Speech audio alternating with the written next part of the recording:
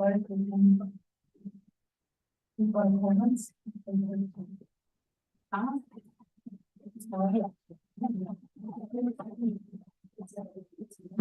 in progress. Good evening and welcome to this first Ordinary Council meeting of 2024. I welcome those joining us in the gallery and online.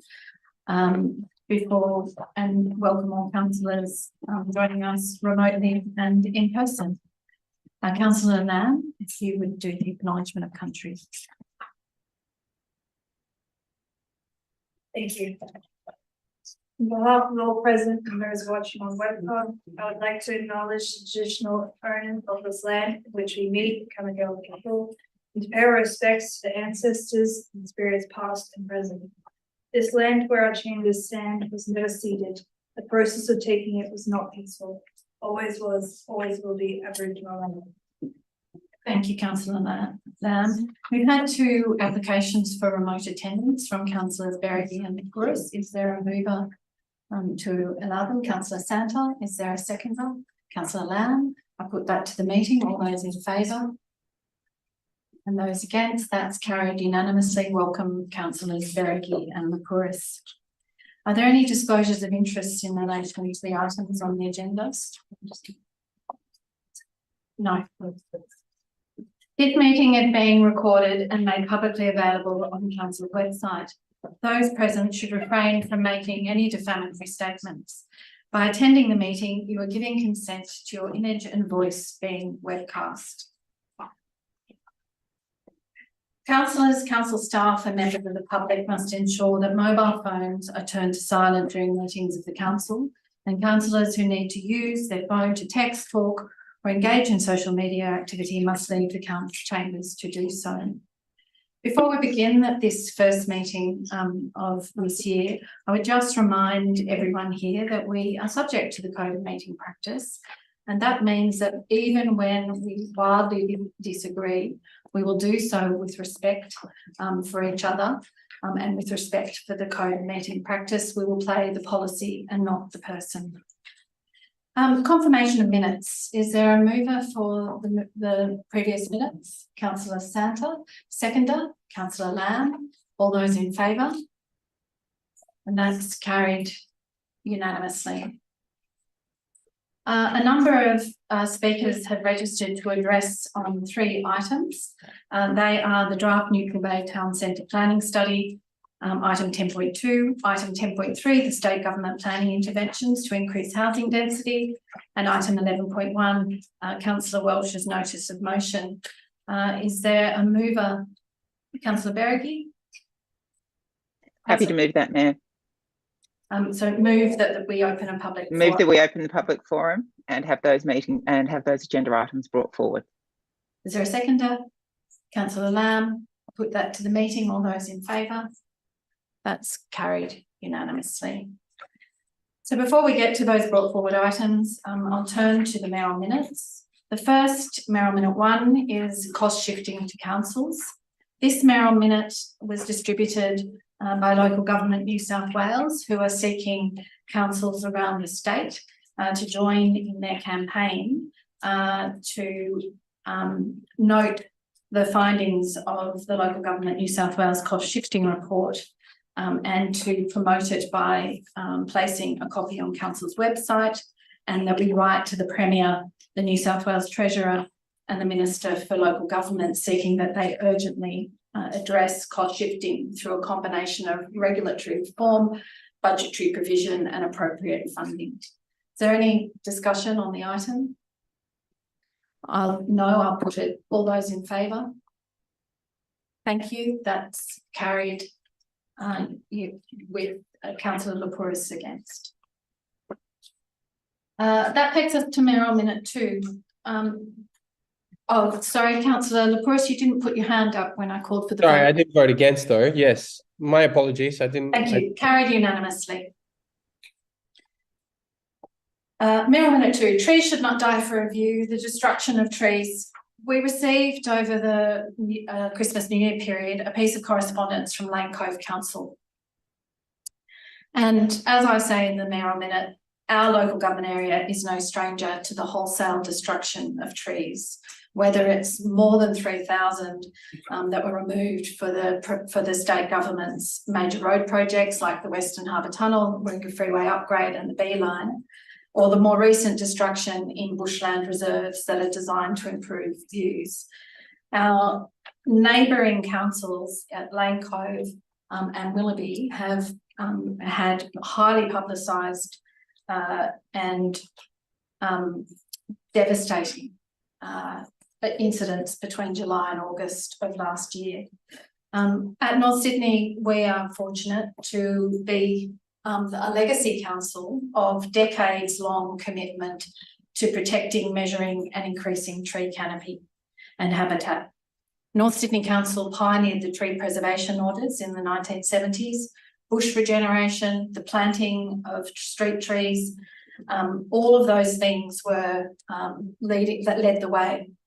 And since then, we were one of the first of a group of councils to prepare and adopt an urban forest strategy, and we understand the value of increasing canopy and what it means in terms of reduction in carbon emissions, but equally in terms of well-being, air pollution mitigation, noise pollution mitigation, and as a way to combat the urban heat island effect.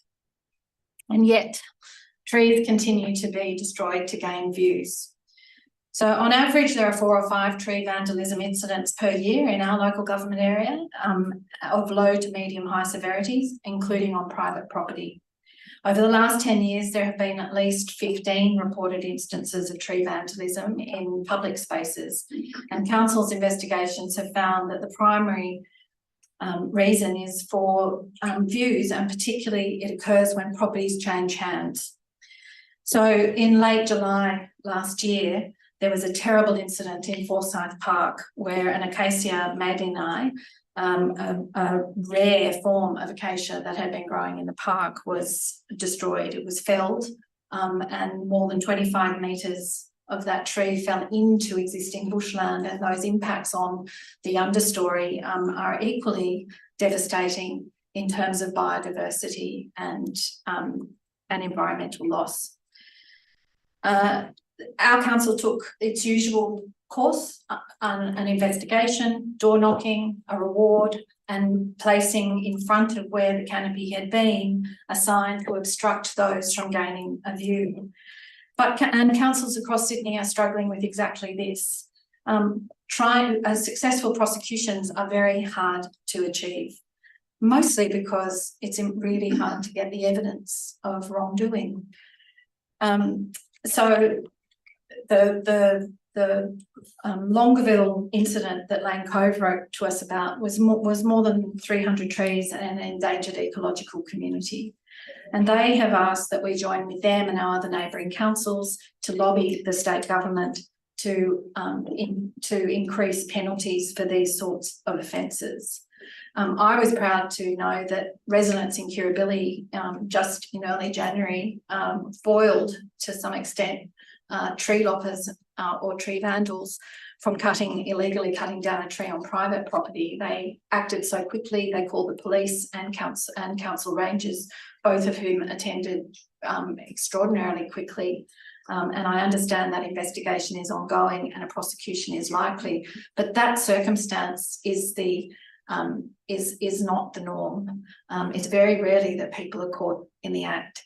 And so therefore I recommend that we restate our strong commitment to protecting, measuring and increasing urban tree canopy, that we recognise the impediments to successful prosecution, including the difficulty in identifying vandals, and that council support Lane Cove and Willoughby Council's lobbying of the state government in relation to tree vandalism and increased penalties.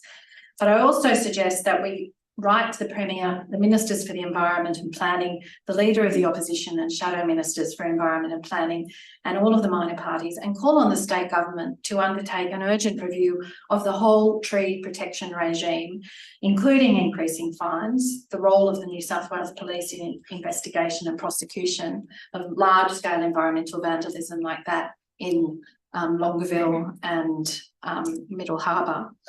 And an education campaign to educate our state on the value of urban tree canopy to communities. And that we call on the state government to model best practice in all its public work projects and design projects to preserve and increase urban tree canopy, which is in line with the state government's policy on climate change mitigation and reduction of carbon emissions.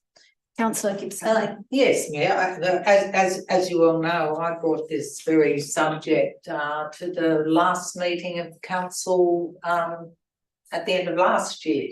And it was in response to the information that we had received about vandalism in both Willoughby Council and Lane Cove Council.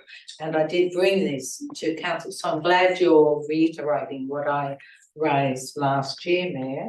And when I raised that, I did ask that we, and I raised it particularly so that we could alert our residents that these vandalisms were happening.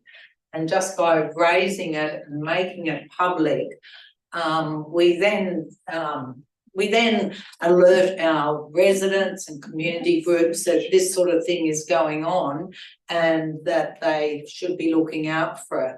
So I hope that as a result of raising that at the end of last year, the good folk in Kirribilli reacted quickly to a scenario where a tree was being vandalised and alerted the council. So I'm glad I raised it at the end of last year, and I'm glad that you're reiterating my thoughts from that meeting there.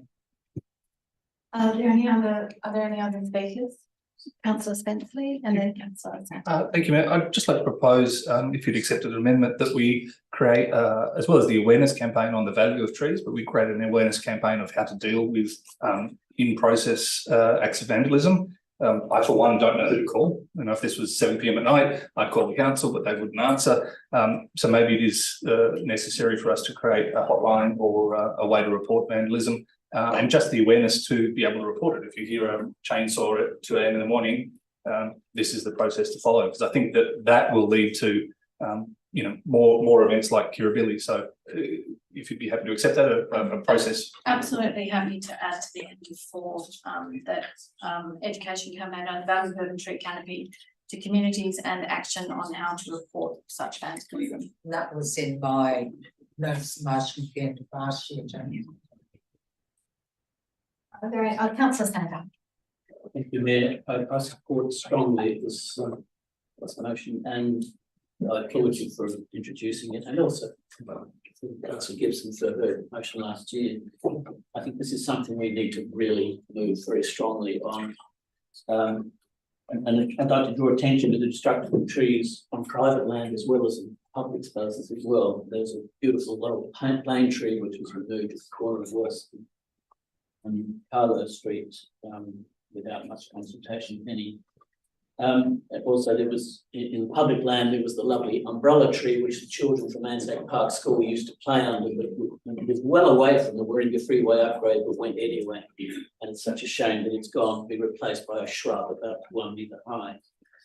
My wife has been particularly strong on this issue, and she actually, in response to a brochure which was issued recently, a DL stating that further trees are to be removed under the Warringah Freeway upgrade in Alfred Street North, Mount Street, Arthur Street, High Street, Ridge Street, Pacific Highway, Berry Street, Miller Street, and Falcon Street.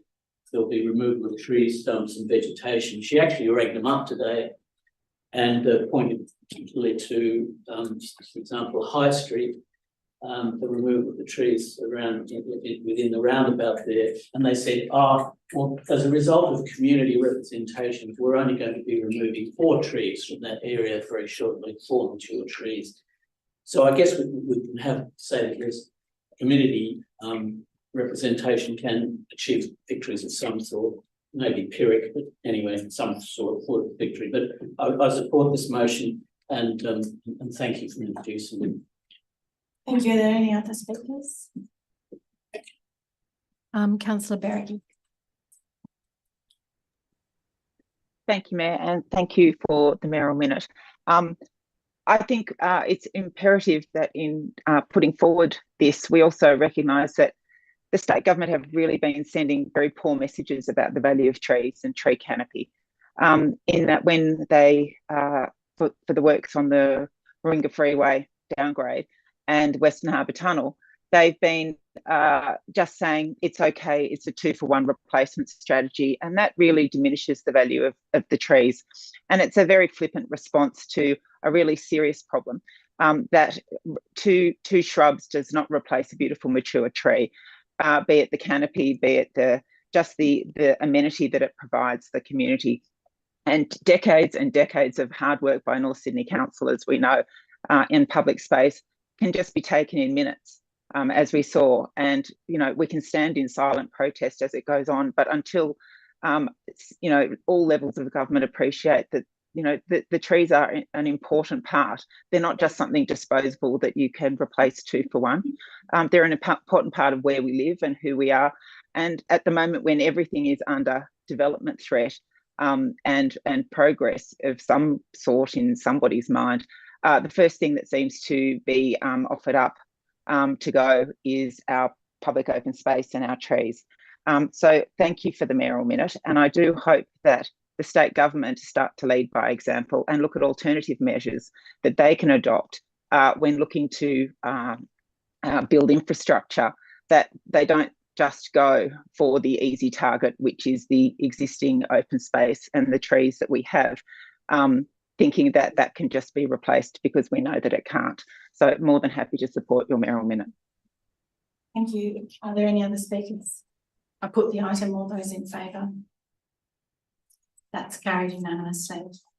Brings us to a vale for Valerie Swift. Valerie Swift, known affectionately as Val, was a highly valued long-time member of the Stanton Library staff. Val was initially employed in 1979 in the role of secretary to the library director, but over the following decades, Val worked in various roles at the Stanton, always demonstrating a passion for the library and for the North Sydney community. Val felt strongly about the library collection and particularly enjoyed working directly with borrowers at the library customer service desk. She is described by her former colleagues as an outstanding and loyal employee, a great influence on staff, and someone to whom others would often go to for advice and counsel. Val retired from the Stanton Library in 1994 and sadly passed away last year in 2023. Val's son, Adrian, has generously offered to make a financial donation to the library on behalf of the family in honour of his mother, and who he described her time at the Stanton as some of the happiest days of her life. It is proposed that the donation be used for the purchase of books and audiovisual items and be acknowledged with a small plaque that would read, "In memory of Valerie Swift, who worked at Stanton Library from 1979 to 1994, and who loved the library, its books, borrowers and staff, and whose happiest days were spent on the lending desk." I therefore recommend that Council agree to accept the donation and write to the Swift family expressing Council's condolences, acknowledgement and gratitude for Val Swift's service and contribution to the North Sydney community, and that Council consult with the Swift family to prepare and install a small plaque within the Stanton Library to acknowledge the donation, to be located in an appropriate place as determined by the library management team. Are there any speakers on the item? No, I put the item. All those in favour? That's carried unanimously. The next and final mayoral minute is mayoral minute 4, strengthening council governance and decision-making frameworks. In this mayoral minute, I'm recommending that council prepare, consult on and adopt a governance and decision-making framework strategy as part of the strategic framework being undertaken this year, that council engage with the community, the Office of Local Government, IPART and other external stakeholders to ensure that the framework strategy is best practiced and local government sector leading. 3, that council note the new risk management and internal audit guidelines issued by the Office of Local Government, and resolve to immediately reset the external membership of the Audit Risk and Improvement Committee ahead of implementing those guidelines by July 2024, and that council inform the community of this resolution. The reason I'm recommending that is that increasingly we live in a world in which the unscrupulous politics of polarisation, post-truth and personal attacks thrive. When lies and misinformation are repeated, the facts and truth are confused and diminished. Evidence-based decision-making and transparent, accountable governance are now more important than ever. Point of order, Mayor. Do you intend to read this whole mayoral minute? I do. I'm speaking to the mayoral minute. Thank you. We can, I have to alert you to the fact that we can read me. Thank you, Councillor Gibson, if you turn off your microphone.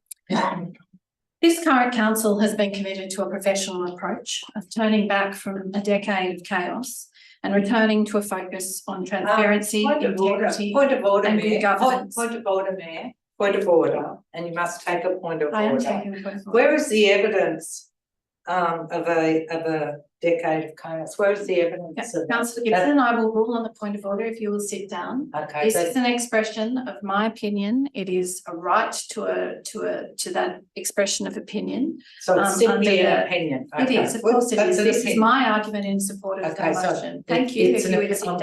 I just want to establish it's an opinion. It's very clearly my opinion It's an opinion. because it's my minute. It's an opinion.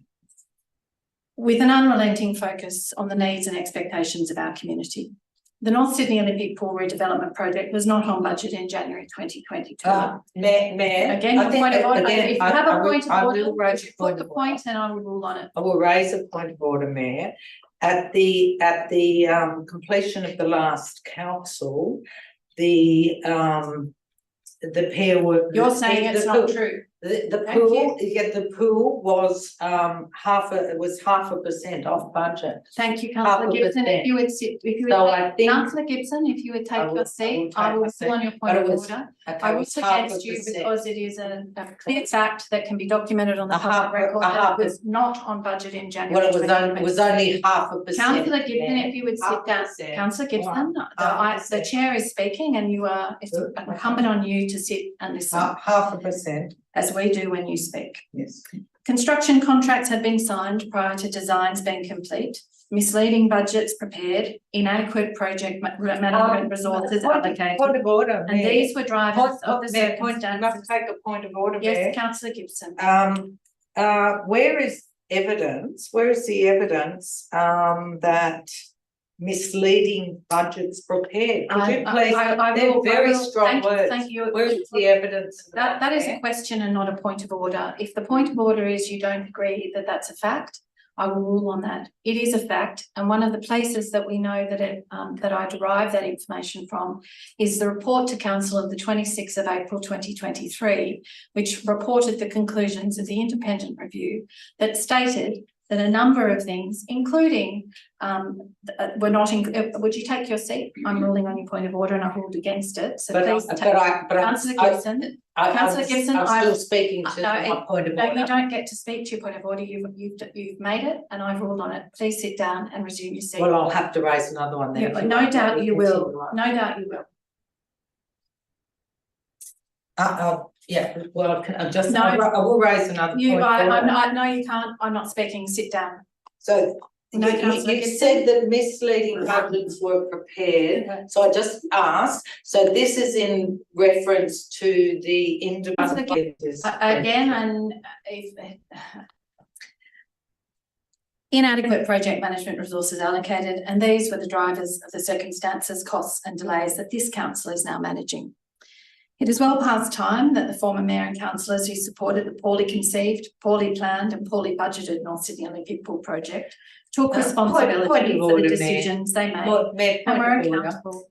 Mayor, you must take a point of order. I'm taking it, would you? Where is any evidence that Councillor there was Gibson, poorly this conceived, poorly planned? my opinion and poorly- argument, and there is a surfeit of evidence that it was poorly planned and poorly conceived and poorly budgeted. Thank you. I rule against your point of order. So I've ruled against your point of okay, order, and well, I'll say you retake well, your seat. I'll have to call another. No doubt you will. took responsibility for the decisions they made and were accountable for the long-term financial consequences and impacts of those decisions on the North Sydney community. Point of order, Mayor. This Point of order, Mayor. In here you are impugning that all of the problems result to the actions of the last council. What about the long-term financial consequences of decisions made by your council? Councillor Gibson, that's not a point of order. You've not raised any issue. There is no issue. Well, it is. It's And not if you would factual. Sit You down. can't- It is. it's not factual. It is factual, and I'm ruling against it. It is Please not take your factual. seat. It is Ask conjecture. and rule It's upon. not factual, Thank you. Mayor. Point of order, Councillor Gibson is breaking the code of conduct. No, I'm not. 3.4 on take all facts but not irrelevant information to your briefing.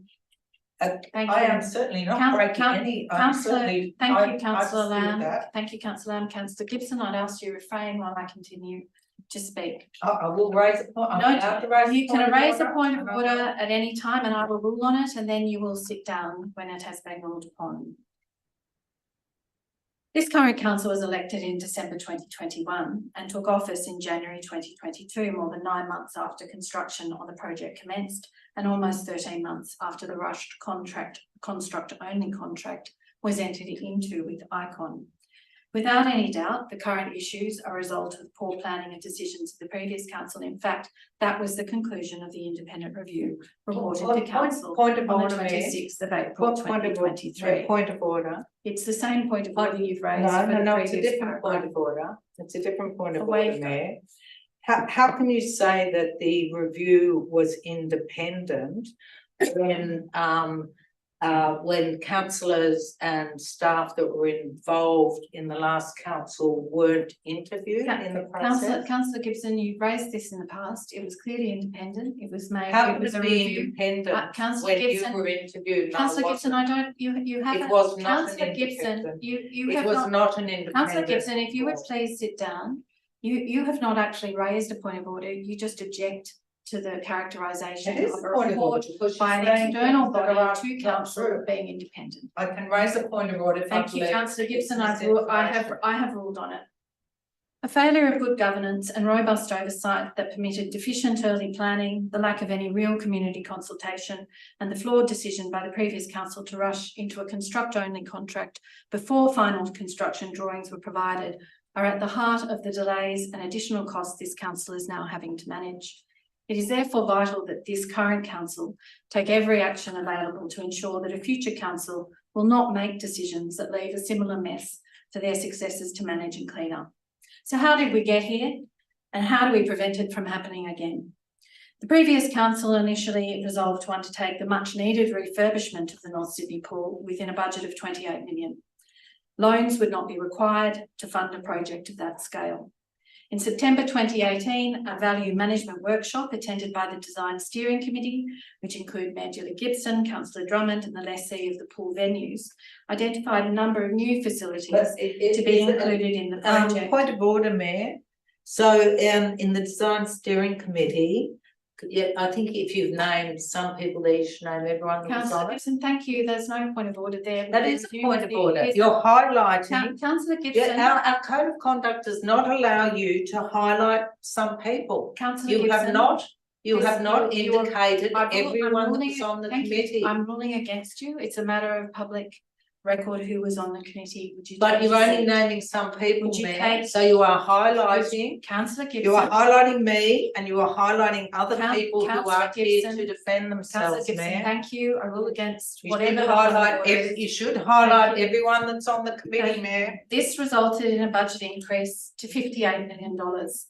No community consultation was That undertaken. Point of Revised order, vote. Mayor, point of order. That is simply not true. That is absolutely not Councillor true. Gibson, I'm going to rule against you. Community You're going to consultation assert that was the DA taken. exhibition was community Co- consultation. and Well, it it's isn't. the biggest Thank form you. of community consultation we It's not. possibly Thank have. you. Everyone I've gets ruled to it. have a I'm say. ruling against A you. and ask that DA you is again community take- I consultation, ask that you Mayor. again There were take your 3 seat. years of community I ask that you consultation, again Mayor. take your seat. Thank you. Point of order, Mayor. Point of order, just in terms of this process, it's going to be a particularly long night if we have a point of order objecting to the content of the Mayor's Mayoral minute, practically every sentence. Could we agree that the Mayor presents her statement and that Councillor My argument Gibson? in support of my motion. Yeah, thank you. And that Councillor Gibson is We'll given have her her time right to to, debate. and Oh, we no, and potentially. I have a perfect if- right to call a point of order, councillor Spencer. Totally, This Mayoral minute's personal, It's not. and I have Okay, a right to I'm call going it to order. I'm going to call you to order. This Mayoral minute is not personal. Not This Really, is not about personal. You're policy, mentioning me. policy decisions and. You're decision- singling out my name when you're not singling out other people's names. Thank you, Mayor. councillor Gibson. It's personal. Again, I'd ask that you maintain order. Well, it would have been orderly if we hadn't. had Councillor this Gibson, thank presented. you. Not a good It's a idea. matter of public record that I, together with councillor Mary-Ann Berricky and former councillor Tony Carr, consistently raised red flags and concerns about the design, the scale and the cost of the North Sydney Olympic Pool redevelopment, and particularly the $30 million in borrowings for the then $63.9 million project. Indeed, between 2018 and 2020, we three minority councillors voted against the project on more than 23 occasions. At every major decision milestone, we sounded the alarm about insufficient information and planning, the significant risks of the design and the scale of the proposal, the lack of a proper budget and business case, and the inevitable long-term financial impacts of the project. Over and again, we unsuccessfully moved motions to introduce a probity advisor and plan. A point of order, Yes, Mayor, there was councillor a Gibson. probity advisor. Councillor Gibson, you are right. There was a probity advisor appointed for the tender. There was a probity what I- advisor. There was a Councillor probity Gibson, advisor, Councillor Gibson, prevention partners. There was a probity Councillor advisor. There was a Gibson, probity advisor I'm appointed, Mayor. glad you raised this point of order because there wasn't There to was a guide probity. the governance structure or the That- early planning of the That is simply not true. That project. is simply not true, Mayor. It was appointed That in is simply relation not to true. the There tender. was a probity That's a fact. advisor. Thank you, so I And they rule were against you. And their names were Thank you, councillor prevention Gibson. partners. Yep, and they were there for the latter part of the project, only No, they were relating there. to the tender and No, not they were- for, not They were there, from they were there the conception. whole time. They weren't.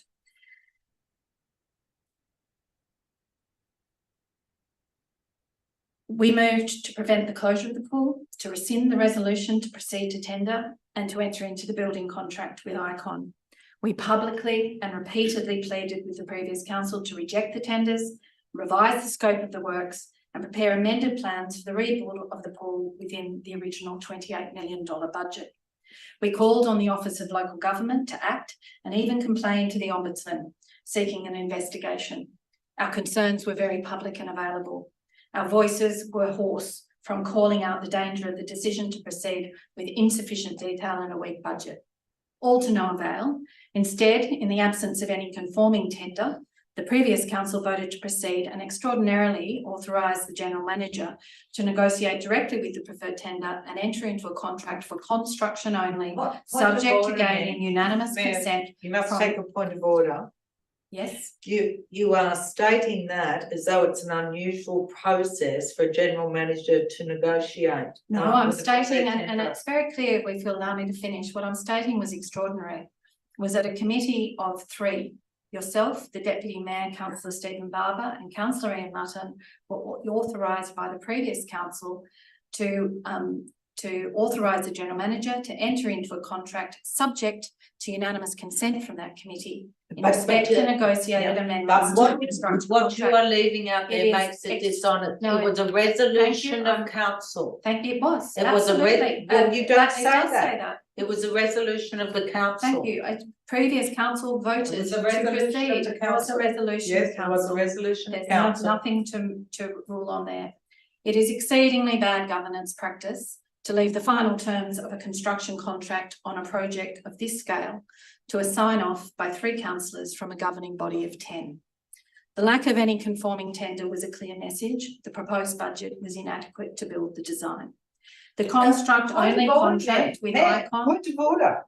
The tender was an AS 4000. It was a totally standard Australian contract. Councillor Mayor. Gibson, there's no point of order, and I think you're referring to the template for the construction contract. That's different to conforming tenders. None of the tenders conformed.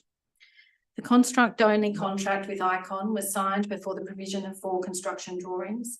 The contracted construction budget was artificially and misleadingly low, as it did not include essential matters such as the cost of insurance, required work such as the eastern stairwell, fit out, and insufficient allocation for the costs of project management and design for a project of this scale and complexity.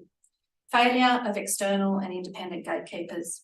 The Office of Local Government Capital Expenditure Guidelines apply to all councils undertaking large-scale capital works.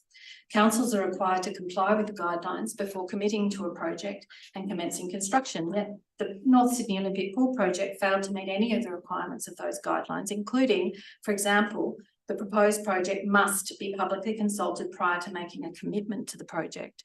This never happened. Our community never had a chance to review the project. I really must call a point of order. A DA process is a consult. There were 3 years of consultation, Thank you, Councillor There were Gibson. 3 years of I'm going to go consultation. against your point of And order. the because DA there is invites community feedback in No, a very open and honest manner. a DA invites community feedback on a design for approval for development. And there consent.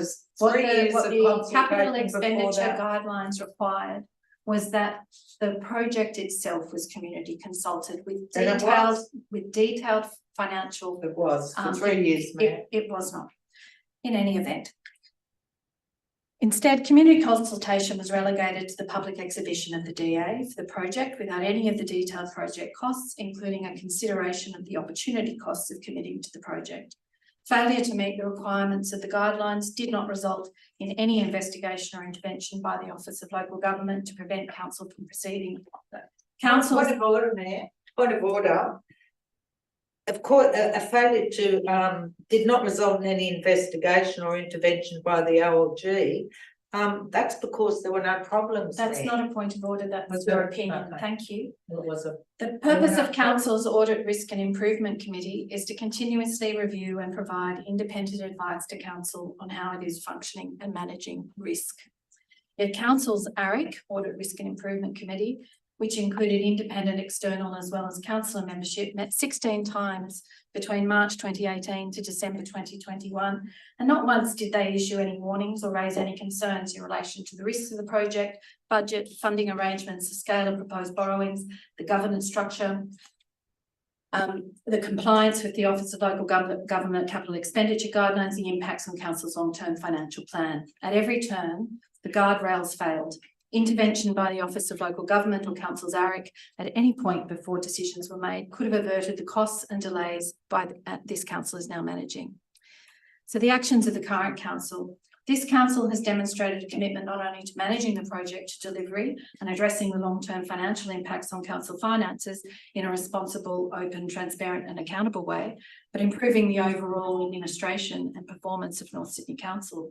To date, this council has acted to strengthen capacity, including recruiting and appointing of a new general manager, reducing management overheads to a resource and organisational performance function which is tasked with reviewing the operations of council, developing and implementing best practice processes and systems, strengthening transparency and public participation in council meetings, commissioning an independent review of the pool project with a report of those findings going to council on the 26th of April 23, engaging specialist external project managers, programmer and quantity surveyor, adopting all 33 of the recommendations of that independent review, addressing the $24 million shortfall in the 23-24 budget to address the increasing costs of the project, and addressing the operational model and preparing a robust business plan for the future operation of the pool.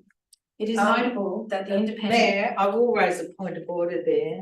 That the last point, there was an operation model and there was a robust business plan for the future operation of the pool made by the previous council. Thank you, This council is Councillor simply Gibson. following what the previous council. I'm ruling against started. your point of order, whatever it may be, because the fact is we have done something entirely different. No, It is it's notable. already there. It is notable the independent review of the project underscored the quote importance of project initiation and planning phases of the project management process. in creating a strong foundation for the delivery of the project, including project governance, planning and development, feasibility and business case development, procurement strategy, scoping and budget development, and associated decision-making. The failure to undertake early site investigations, particularly of latent conditions on the site, was short-sighted, and together with the inadequate provision for contingency on a project of this scale and complexity, directly contributed to the delays and cost increases. You must take a point of order. This statement is simply dishonest. You are failing to say there that we could not, No, you are failing to say that we could not do that examination because the pool was full of water and people were swimming in it. Thank you, Our community wanted the pool to be left open. Councillor Gibson, I rule against your point of order because the fact is if it had chosen to, the council could have gone slower and had proper investigations. It didn't. Significantly, the review found that the North Sydney Olympic Project Risk Management Plan was not developed to a standard that could support effective risk management and decision-making for a project of this scale and complexity. The consequences of the failure of early planning and the decisions of the previous council were inevitable, foreseeable, and tie this council to managing the project to completion and addressing and funding the real costs of the project. Point of order. Yes, you need to start every one of these sentences with my opinion. You are stating this as Councillor Gibson, we are engaged. No evidence. We are engaged in. You have no evidence to support your debate. I'm putting my motion and the reasoning for my. You have no evidence to support your plans. I have evidence for each of these. They're based in fact and on the public record. So, good governance and decision-making framework. Elected representatives and the organisation more broadly must look unflinchingly at the path taken to this point, learn from it, and put strategies and policies in place to make sure it never happens again. There is a new Minister for Local Government with a commitment to good governance in New South Wales. The Office of Local Government has a new CEO in place and in November 2023 issued new risk management and internal audit guidelines to be implemented by all councils by July 2024. This includes new provisions for audit risk and improvement committees. In January 2024, IPART commenced consultation on terms of reference for an investigation and report on the financial model for New South Wales local councils. This year, under the new leadership of this council, together with the new general manager and executive leadership team, council has commenced work on developing and adopting a series of strategies on economic development, arts and culture, and social inclusion to guide planning for and delivery of services and projects. Given the experience of the North Sydney Olympic Pool redevelopment, it is vital that council also prepare and adopt a rigorous, robust governance and decision-making framework to guide all decisions of council, no matter how large or small, to ensure transparency, accountability and long-term financial sustainability.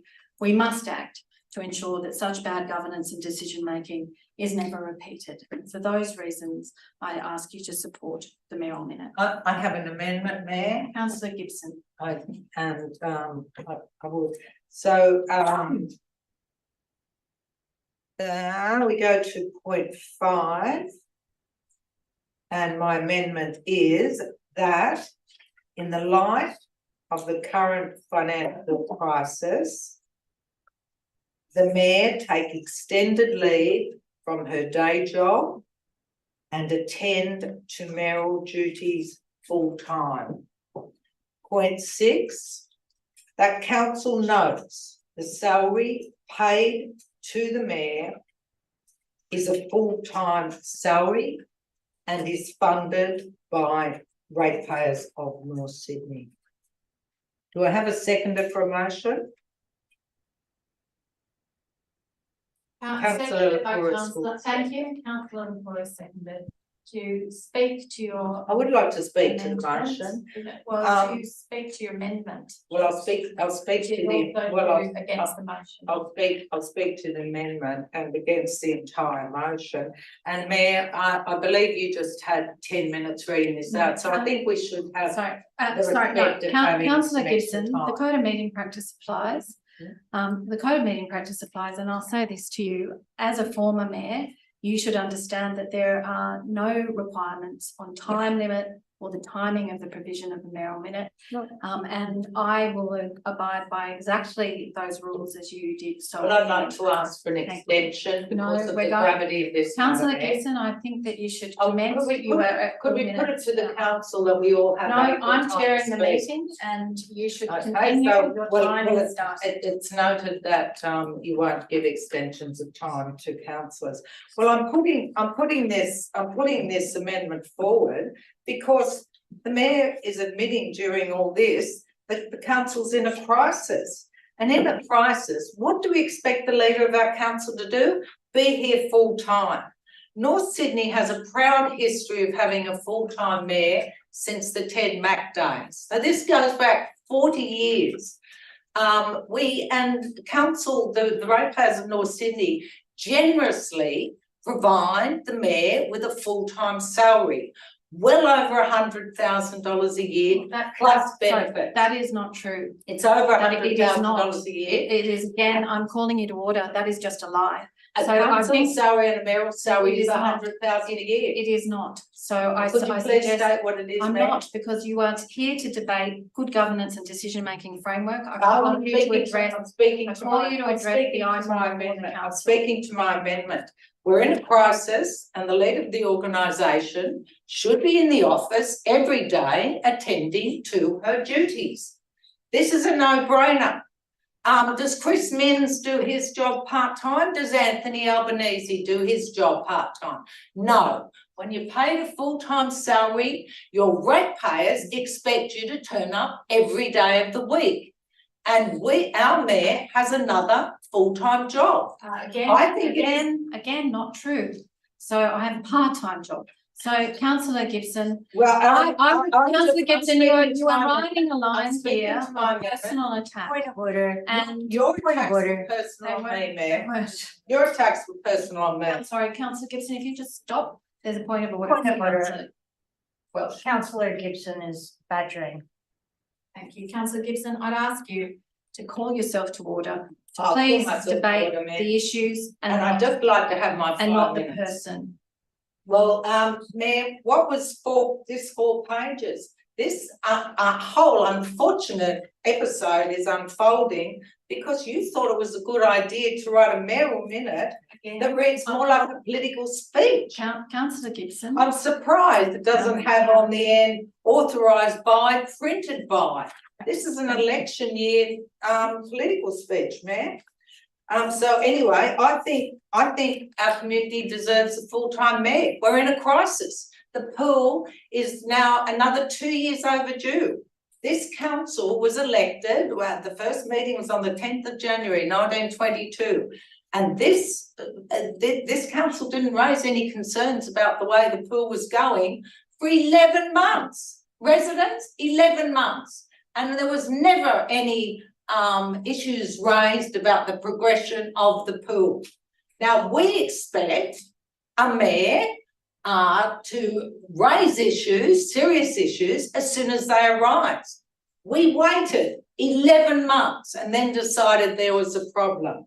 Well, I don't think that's good enough, councillors. I simply do not.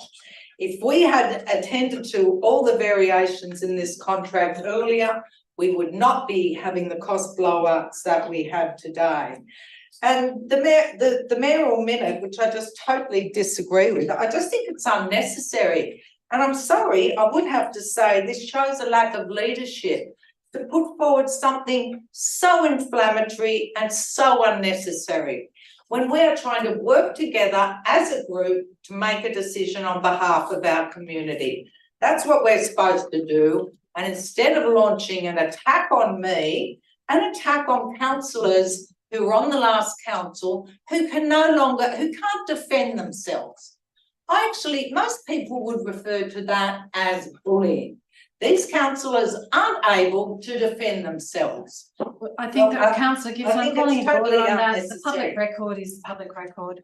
Well, they're not here to defend and themselves, you're at the Mayor. end of your And, 5 minutes. okay, well, I'm just going to finish off what I'm saying here, Mayor, because I didn't get my 5 minutes. I will extend everyone you knows. to finish your sentence. Thank you. I'll finish. I'll just but that finish will what be I'm it. saying. I would like to tell members of the gallery here that this mayoral minute, which is an essay. I'm having a really busy day. I've got a busy life. I've got things on. Do you know when I received this minute? I read it at lunchtime and we had to be at a meeting at 5:30 tonight. So something as detailed as this about transparency and integrity gets delivered to me at lunchtime. How does this? Okay, thank you, How does councillor this Gibson. count? You've No, now no, no, had I'll just another finish. minute. I'll just And finish it's my time for you to No, speak to your I will just, amendment. yep, I am speaking to my And amendment. I just want to will go. indulge you another 30 Yep, seconds. I want to and that's- go to some points in the pool. As the previous mayor very well know, we had council petitions and a huge community protest to not close the pool down because it was summer. So we kept the pool open right to the last minute. So our residents could enjoy swimming during summer, and we closed the pool virtually a week before work began. That was good planning. That was good management, councillors. Of course, we couldn't get in the water and do site investigations. You've now had nearly 2 minutes more. You finish the sentence I and will then just take finish your my sentence. I've got to finish this particular sentence because this particular paragraph is particularly distressing. So how could we do, this was the whole problem, we couldn't get in there and do site investigations. The pool was full of water and people in bikinis and people doing laps. We wanted our residents to be able to use the pool to the last minute because that's what they demanded. That's what they came here and sat in the gallery, and that's what they demanded, and we gave it to them. Thank you. That's the end of that sentence. Thank you. Thank you, Mayor. Are there any other speakers? I would urge everyone to vote against this political nonsense. Are there any other speakers to the item? We're voting on No, councillor Gibson's amendment. I'll put councillor, yes, I'll put councillor Gibson's amendment if there are no other speakers. Could I just read it out again, No, Mayor? it's already been read. Thank you. Is I'm it up putting on the item- screen? Wait a minute, it's got to be on the screen. I can't read it. Well, We need to put the You amendment put on it. the screen for those people. It's very clear what you're asking for. You're saying that I should have leave Yeah, let's put it up. and interfere in operational matters of council. No, that's not what I'm saying. You point of order, Mayor. You're putting words I into withdraw my and motion that aren't there. apologise. It's up on the screen. It's up on the Councillor screen. Gibson, if you would sit down, you've Okay. had your 7 minutes, all right. and if you But would it's got to please be on the sit screen down. for the councillors It is at on, home to it read is it. on, it is on the Good. screen. I'm simply calling for you to Councillor come in Berrigan, full time did and you raise attend your to your hand? mayoral duties full Councillor time. Berrigan? Thank you, Mayor. I just would like to raise a point of order. The motion amendment is unlawful. No, it's not. Salary paid. Sorry, could you, am councillor I- Gibson, first of all, turn off your microphone and allow another councillor to speak. Thank you. Point of order. Thank you, Mayor. Point 6, the council note the salary paid to the mayor is a full-time salary. The role of Mayor of North Sydney is not a full-time role at all. And we're not paid, councillors are not employees of the council. We're paid an allowance, and so it's not a full-time salary. So I'd ask that be ruled out of order because the salary paid to the mayor is not a full-time salary. Most people would be, I'm No, going to. you're not, you don't get to. Oh, well, I On get to point of have a order, right I get, no, reply. you don't. I get to have a right of reply. You don't, because there were that was a point of order. There have been no other debate, other speakers on the item, and so therefore there is no right of reply. No right of reply. No, to yourself. It's OTOs. Councillor Berrigan, I will rule that to be the case because it's just factually incorrect. So we'll put items 1 to 5, Councillor Gibson's amendment. All those in favour? All those against? That is lost. That returns us to the mayoral minute. Councillor Gibson has spoken on that. Are there any other speakers on you? I'm sorry, Councillor Gibson, you've had on the amendment. no, not on you've the motion. spoken on both, and we've No, I had, have that's not it. spoken on both. That's it. No, Councillor under Welsh. I think we. Good governance structures are essential for the effective, transparent, and accountable operation of local councils, ultimately contributing to the well-being and development of the communities they serve. Good governance involves effective risk management practices. This helps councils anticipate, assess, and mitigate potential risks ensuring the continuity of services, and minimizing the impact of unforeseen events on the community. Unfortunately, the previous council did not have effective risk management practices in situ, which has resulted in the mess we are dealing with now. The actions to resolve this mess by this new council are outlined in the mayoral minute. This new council will deliver a fantastic facility. Strengthening council governance and decision-making frameworks will go a long way to preventing a similar scenario happening again. Thank you for the mayoral minute, and I support the recommendation. Thank you. Councillor Mutton. Oh, sorry, I saw Mutton, Councillor Mutton, and then Councillor Lamb. Thank you, Mayor. I'm only going to touch on a couple of matters, very broad matters, rather than go to the detail. And the first one goes to putting this entire debate into context.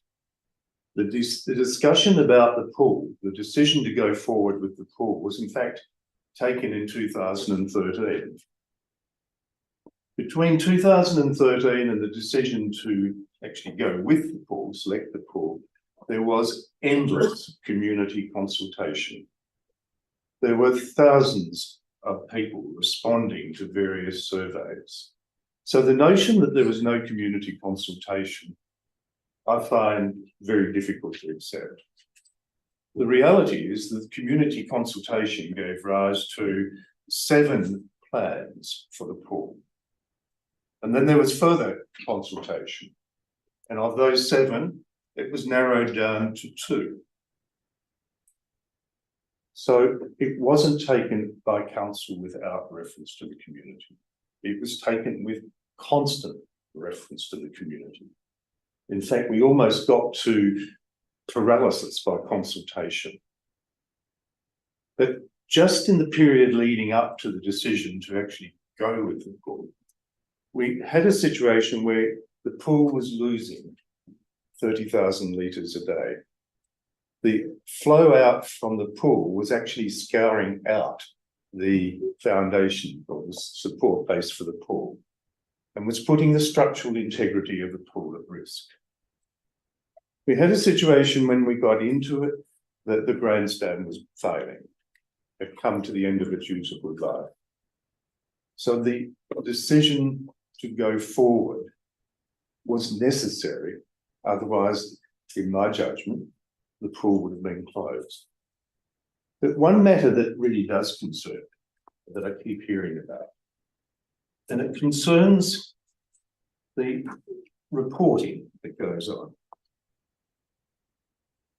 When the previous council retired, the final report to the council was that the pool was on budget, effectively, on time, and that there were $200,000 in variations that have been received. So the messaging from council staff to councillors was that all is well. Then comes May 2022, and we're told there's $8 million in variations.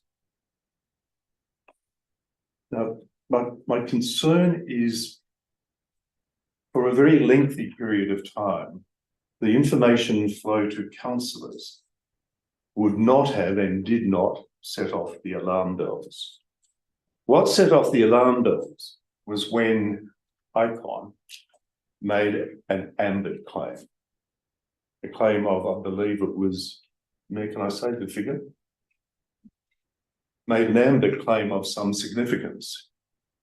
And that caused this council to decide to call in an external to review the process.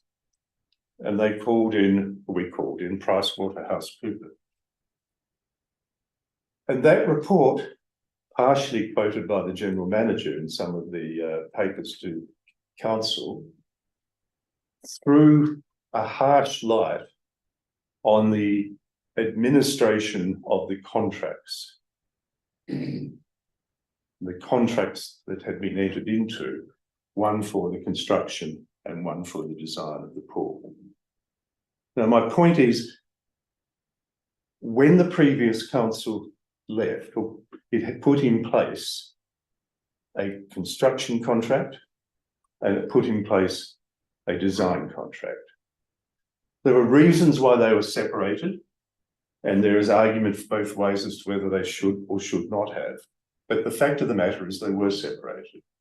And from that point on, the challenge to council staff was the administration of those two contracts. That administration, in whatever form, at whatever quality it was, has given rise to variations of a very large amounts. It's not the contracts that were at fault. The construction contract was in line with the Australian standard, was settled by the council's external lawyers. It was, to use a commonly used phrase, world's best practice for construction contracts. And I assume the same thing applied to design. 5 minutes. But it keeps coming down to the administration of these contracts. And I will finish, Mayor, very quickly. It comes down to the administration of the contracts. So when our mayor puts forward a motion to, if you like, put in better systems, you can always debate whether they are best or not. That's not a motion we should turn our back on lightly. We should never turn away from better systems.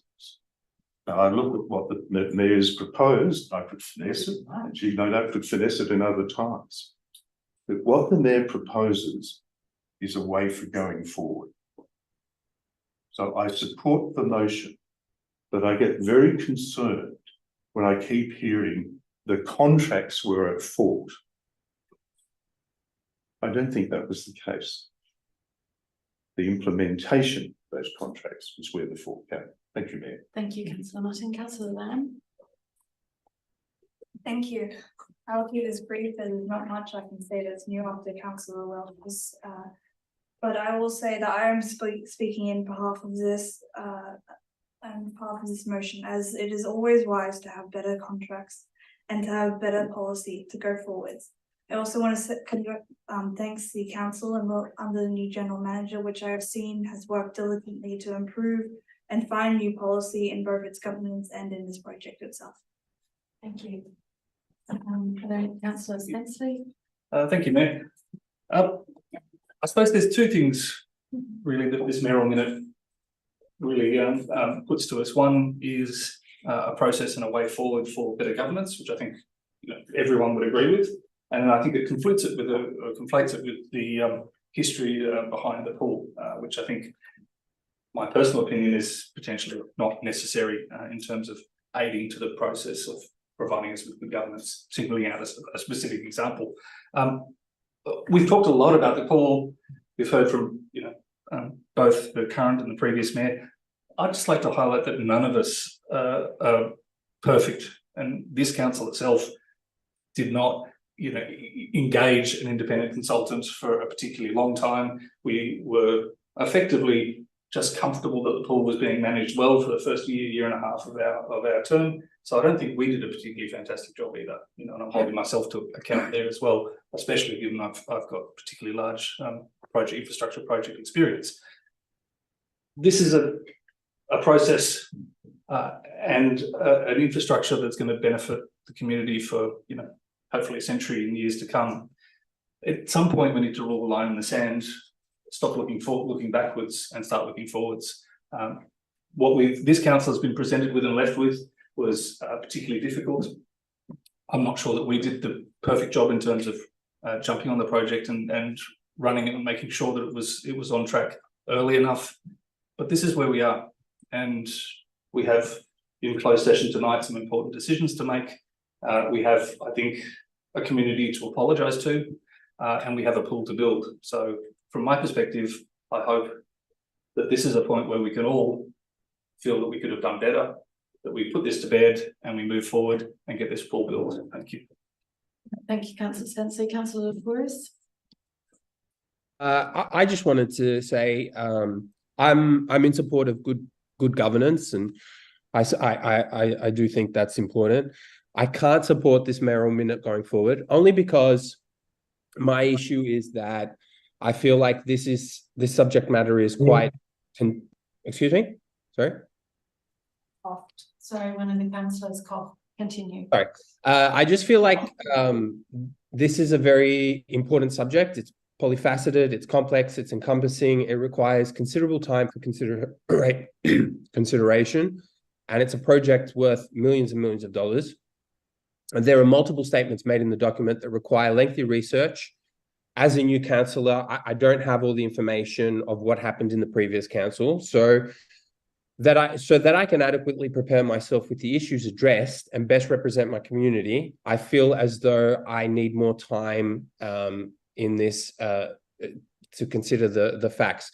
I do note that Article 9.9 of our Code of Meeting Practice says that we shouldn't be using the mayoral minute for matters that require notice because of their complexity. I think that in this regard, this is a very complex matter.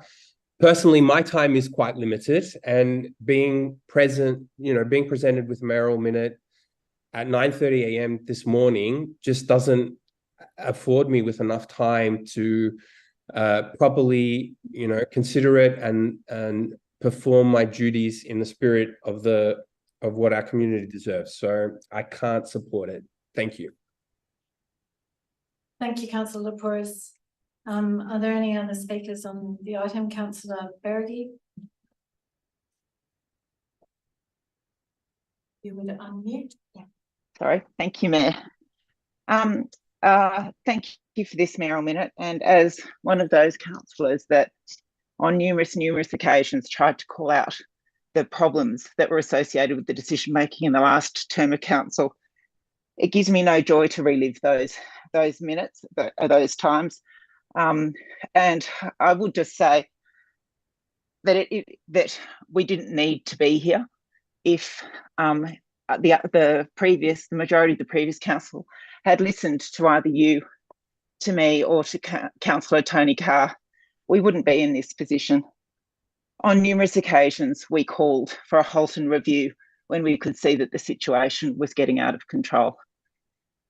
The independent report, is very clear on what the issues were, and it is a matter of whether you personally want to accept the independent findings, but I'm happy to. It's a lived experience for me. I just want to address a couple of issues. There was no community consultation on the design that council went ahead with. Yes, we consulted the community widely that that the pool needed redeveloping, and there is no argument that the pool needed work. Absolutely no argument from anyone. And unfortunately, if you raised an issue about anything, you're against the redevelopment of the pool. We had that binary argument over and over and over again. What the independent review did find was that the risk management practices were not at a level that could support effective decision making in a project of this complexity and scale, and the risks and mitigations identified were not managed or implemented during the delivery of the process. It also did find that the business case submissions to council did not include all the financial and non-financial data provided on a whole of life assessment of the options and the viability, and that the growth of the project scope for option 2 to option 2B, which was the ultimate option that council resolved upon, was driven by a councillor's desire for a superior facility, which is not fully aligned with the feedback from the community consultation. Now, they're just a couple of the outcomes that came out of that independent report, and it's about time that former councillors, past and present, took responsibility for the actions that they took in relation to this pool. The other issue, of course, and this is at the heart of the mayoral minute, is about good governance. And in the last term of council about the pool, I was constantly shut down from even raising questions to one point where my request to attend remotely for personal circumstances was rejected, and I was refused entry into a meeting on a motion by Councillor Gibson, then the Mayor, supported by Councillor Mutton and Councillor Keane and Councillor Brodie and Councillor Gunning and the majority of the council, and I was actually excluded from a meeting. I Point of could order, not. Mayor, this is getting Councillor personal. I think this is getting Thank you, personal now, councillor Mayor. It's Gibson. not helpful. Thanks, councillor Gibson. I was not This is getting actually. personal. Councillor Gibson, if you resume your seat, councillor Berg, if you can continue. Thank you. I was not even permitted to undertake my role as an elected councillor representing my community, and was refused access from attending the meeting. I was refused access to documents that some councillors had and other councillors did not have. I put Point in of order, over. Mayor, that is simply not true. That is absolutely Councillor Gibson, untrue. if you take your seat again, thank you. Where is the proof of that? That's a very Oh, it's serious actually- allegation. So, to make, councillor Gibson, and take it is not true. Councillor Gibson, take your seat. It is not true. Seeing Thank you, and I'm happy to respond to council. I'm happy to respond to Councillor Gibson. Councillor Berg. Thank you, Mayor. I'm happy to respond to Councillor Gibson. It was actually reported in the Sydney Morning Herald, with quotes from both myself and from the then General Manager. Oh, the Sydney Morning Herald. So, Councillor Gibson, enough. Allow Councillor Berg to continue. She shouldn't be personal, Mayor. It's not. You Councillor Gibson, you've got 45 seconds. What I was trying to do at that point was to gain information to understand what the decisions were that this council was making and what information. I lodged over 10, 15 GIPers paid for as a member of the community to get information that I could not get on information requests as a councillor. So yeah, that is again, totally Councillor untrue. Gibson, it is true. It is I'm totally untrue. ruling against you. It is Councillor true. Berry Councillor didn't Gibson, have the information because she didn't attend the Councillor briefing. Gibson, take your seat. It No, is again, simply that's not true, and I It ask is you- not true. Councillor Gibson, Councillor please. Berry Councillor Gibson, did not come to when- the briefing. Councillor Gibson, under our It's code not of meeting true. practice, when the chair is speaking, all councillors are to remain silent. I remind you of those provisions. Councillor Berwick, if you could just finish your last thought. Thank you, Mayor. And it's for those reasons, well, some of those reasons, but many others, that I support this mayoral minute. It is distressing to think that there wasn't one mechanism to catch this before it occurred, when anybody could see that we were going to end up in the situation that we've ended up in. The failure of ARIC, I find it unbelievable that an Audit, Risk and Improvement Committee did not get formal briefings with briefing papers, written papers, but rather accepted verbal updates from the General Manager. Berwick, that's your 5 minutes. Thank you. Thank you, Mayor. I support your mayoral minute. Thank you. That's the end of the debate, unless Councillor Berwick wishes to speak. I put the item, all those in favour? Those against? The mayoral minute is carried. We now turn to item 10.2, the draft Neutral Bay Town Centre Planning Study. There are 3 registered speakers. The first is Tim Atkins for Titanium Property, the proponent for a development application. If you would come forward to the seat between councillors Mutton and Spenceley.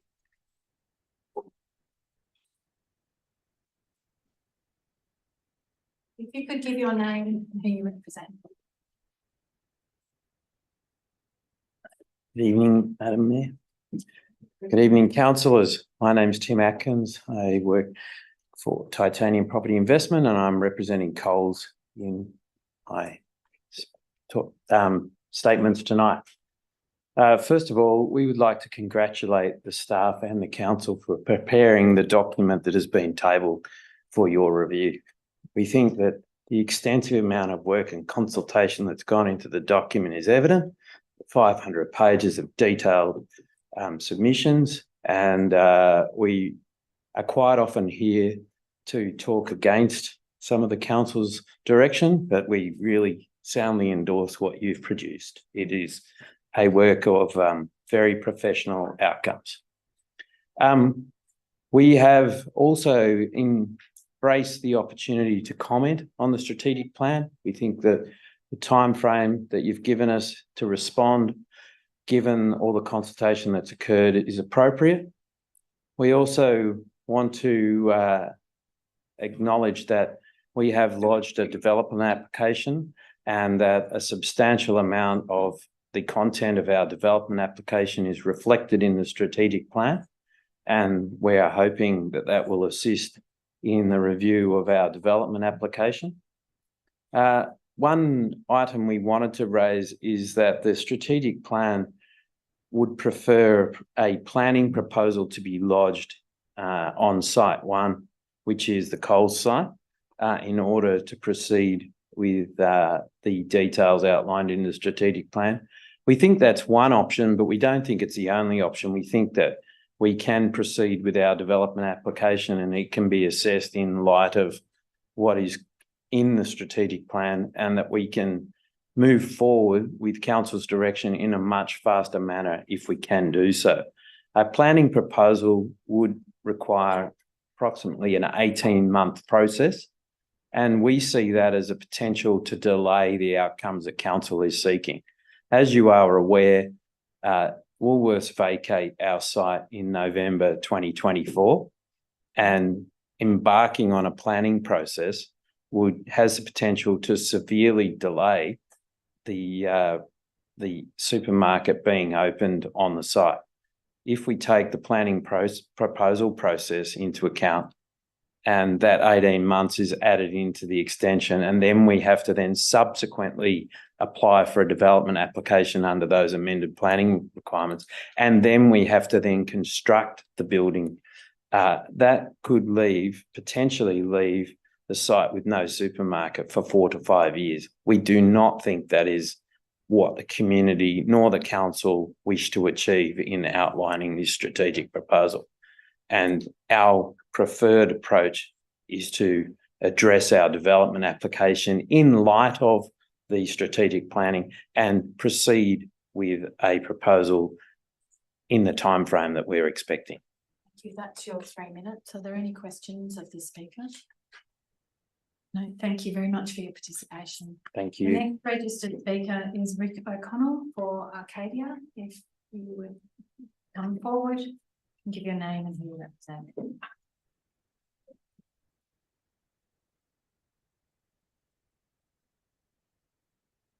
Thanks, Mayor Baker and councillors. Nice to see you. I'd just like to sort of reiterate Tim's comments. I think thank you for all your work on the Neutral Bay Town Centre planning study. Well done to the team at council. It is a lot of work. There are a lot of pages. Obviously, we're still going through those pages. I think the thing that really stood out for us in particular was the basement extent lines in terms of how they were appropriately mapped. And equally, we actually loved the retention of the existing trees and the tree buffer. We think that the cut lines of the basements of site 1 and 2 can enable us to keep retailers alive. And it's great to hear that Coles also support those basement cut lines. We thought that was a really great outcome. Whilst I understand also we've got to start somewhere, there's obviously some things that like site amalgamations where we ultimately have community space and cross-block links, and whether they're open air, closed air, all those things. I get that you got to start somewhere and that's fine. But I would just ask and highlight that we would request flexibility with those things in order to be able to work with council, understand that you have to have a plan to start with. All those amenities we're not against providing. It's probably the location, size, how they work, how they're delivered. And then obviously with site amalgamations, that all depends on ownership and ability for that to occur. And ultimately that will impact things like accesses and so forth. So I think it's a strategic direction that has intent, but we would ask for flexibility in those areas. We actually liked the fact that the sites were called to lodge a PP. I think that aligns state government and councils well and gets everyone on the same page. And I think in terms of not having a supermarket for 5 years, they could always extend the Woolworths lease for a few. But I think doing those two things together, in terms of having 2 PPs running on site 1, site 2, I think that would create a great outcome. And I think the steps that council has taken to try and force there to be a good outcome has been really positive. So thank you very much. Thank you very much. Are there any questions for the speaker? No, thank you again for your participation. The final speaker on this is Meredith Trevelyan-Jones. If you too would come forward and give your name and who you represent. I might just mention that Fiona Gracie registered as well. to speak on this issue. So for some reason that hasn't come through. My name's Meredith Trevelyan-Jones. I'm the chair of Willoughby Bay Precinct. Thank you, Mayor, and thank you, councillors, for listening to me tonight. The precinct supports council placing the draft Neutral Bay Town Centre planning study on public exhibition. We would ask that council increase the period of public exhibition by 1 week and consider the delivery of Have Your Say leaflets to households in neighbouring suburbs and the provision of information via stalls in the town centre to improve the consultative process. On behalf of Precinct, I would like to thank council for the way it manages community engagement. We appreciate council's support for the unique North Sydney precinct system. We appreciate this public forum, which enables residents and other interested parties to address you directly. We are thankful for past excellent community consultations, such as that for the Cremorne Plaza and Langley Place projects. There is much interest in this planning study, and I'm sure public exhibition will result in many thoughtful and constructive submissions. Given the current proposals and DAs that are progressing in the town centre, especially the Woolworths planning proposal and the Coles DA, Precinct would not want to see a delay in placing the draft on exhibition. We would, however, like to see the exhibition period increased by 1 week to ensure that all local precincts have the opportunity to discuss the draft at a meeting and make a submission. I would ask that you make an amendment to allow an exhibition period of 35 days. We would also ask that council consider delivery of a Have Your Say leaflet for households in Neutral Bay and Cremorne and the provision of information via stalls in the town centre, as was done as part of the Cremorne Plaza consultation, and which was seen as a valued way of encouraging comment from outside just the usual precinct membership. Thank you for this opportunity to address you. Thank you. Are there any questions of the speaker? No, thank you very much. Do you have a question of the speaker? Yes, I do. I think, first of all, I think it's an excellent idea to do a Have Your Say. And I'm going to move that as an amendment. Would you have any objection that if in that Have Your Say, we also ask residents how they feel about preserving the Young Street Plaza? I personally don't have any objection to it. It isn't something that the precinct has considered. It's certainly an issue that is of interest to the community. And I mean, I haven't gone through the draft planning study in detail, but it certainly doesn't mention that in particular. I think one of the problems, though, is if it doesn't mention it in detail, that if you ask for comment and people go to the study and go, well, where's the drawing? It isn't there. So that might be a bit of a problem. Thank you. Are there any other questions of the speaker? Thank you again for your participation. Given that we just heard that another speaker registered, is someone prepared to move? I'll move. Thank you. It was moved by councillor Spencer, seconded by councillor Gibson, that Fiona Gracie be permitted to address council. All those in favour? Thank you. That's carried. If you would come forward, Ms. Gracie. Good evening, Mayor and councillors. My name's Fiona Gracie and I was a member of the Neutral Bay Alive Community Consultation Committee. And I thank you for giving me the opportunity to address you about this. I'd also like to really thank the council staff for their very diligent work in producing an excellent report. I'm here to actually ask that the council consider renaming the report, namely the draft Neutral Bay Planning Study. And that would mean deleting the term town centre. And that all references to town centre be deleted from the body of the report. And the reason I have simple, the reason is simple. The town centre, to state the obvious, implies that Neutral Bay is the centre of a town. And this is disputable if we look at the definition of what a town centre is. While various sources of information and definitions are available, I turn to Wikipedia because there isn't one in governance. Their broad definition of a town centre is the commercial centre of a town, such as North Sydney, the centre of communications and a transport hub, such as train stations, includes public buildings like town halls, libraries and museums, again, North Sydney. And finally, it's a town centre is symbolic of settlement as a whole, containing the best examples of architecture, landmark buildings and statues, which Neutral Bay does not have.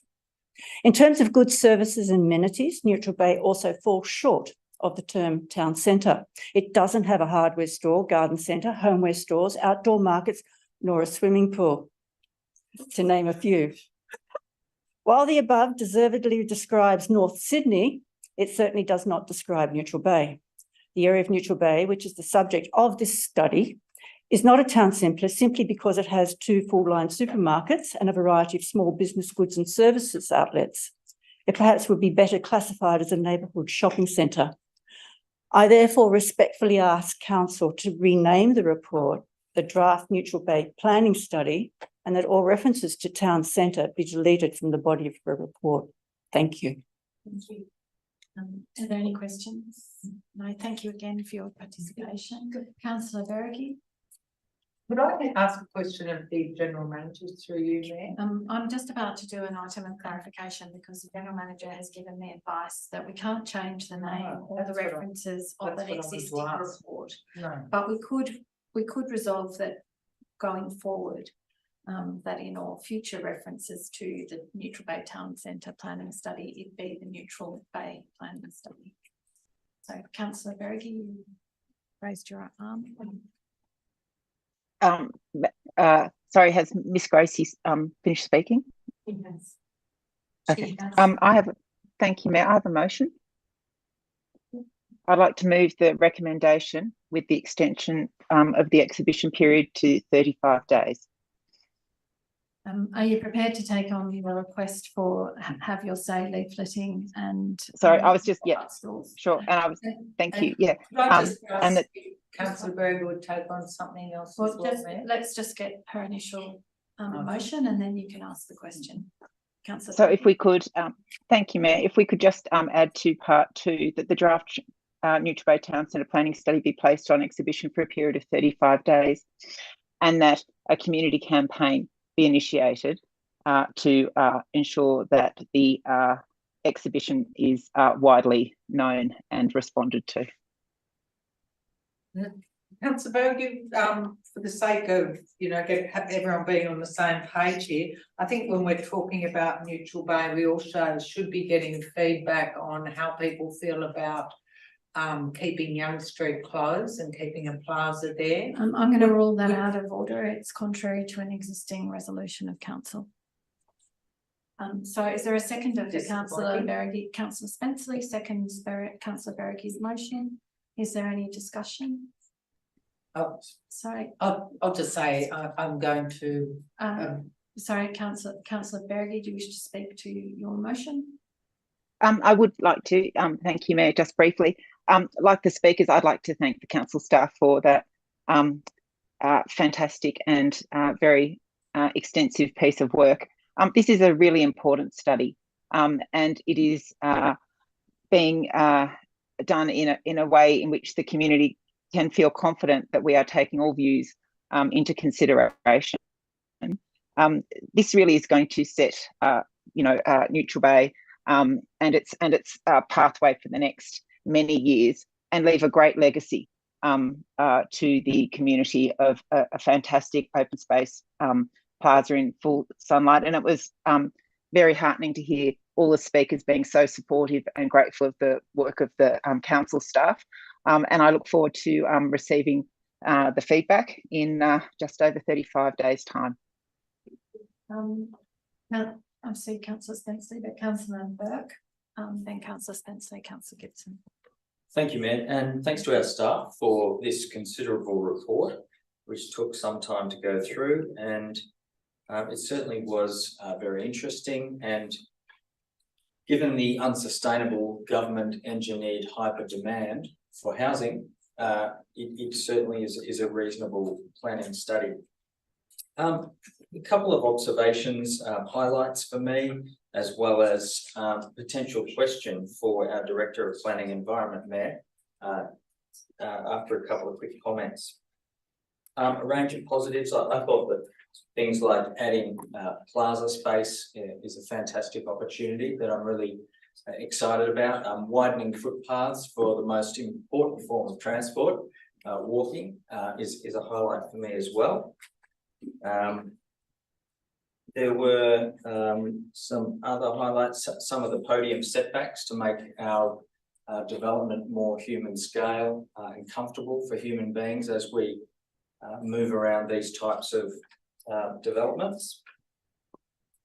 Obviously, the big dark cloud of state government planning reforms does hang over this village. And that is a major concern of potential 30% increase in some of these recommendations.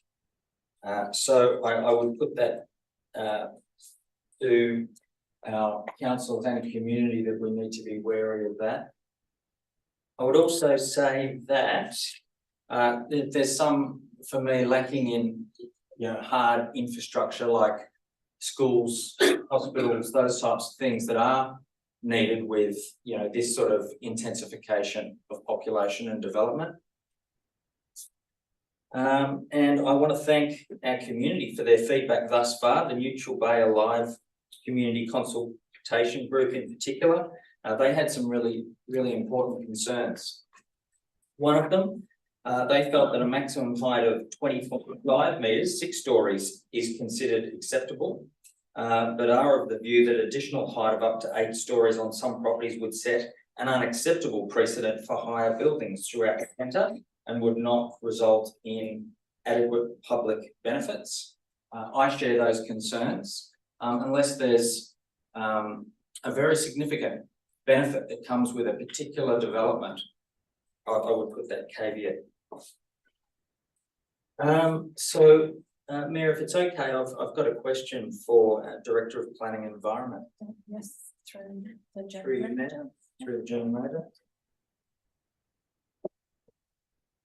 Director, just a question around the wording of the motion. It says that council resolves to endorse the Neutral Bay Town Centre planning study, but at the same time put it on public exhibition for community feedback.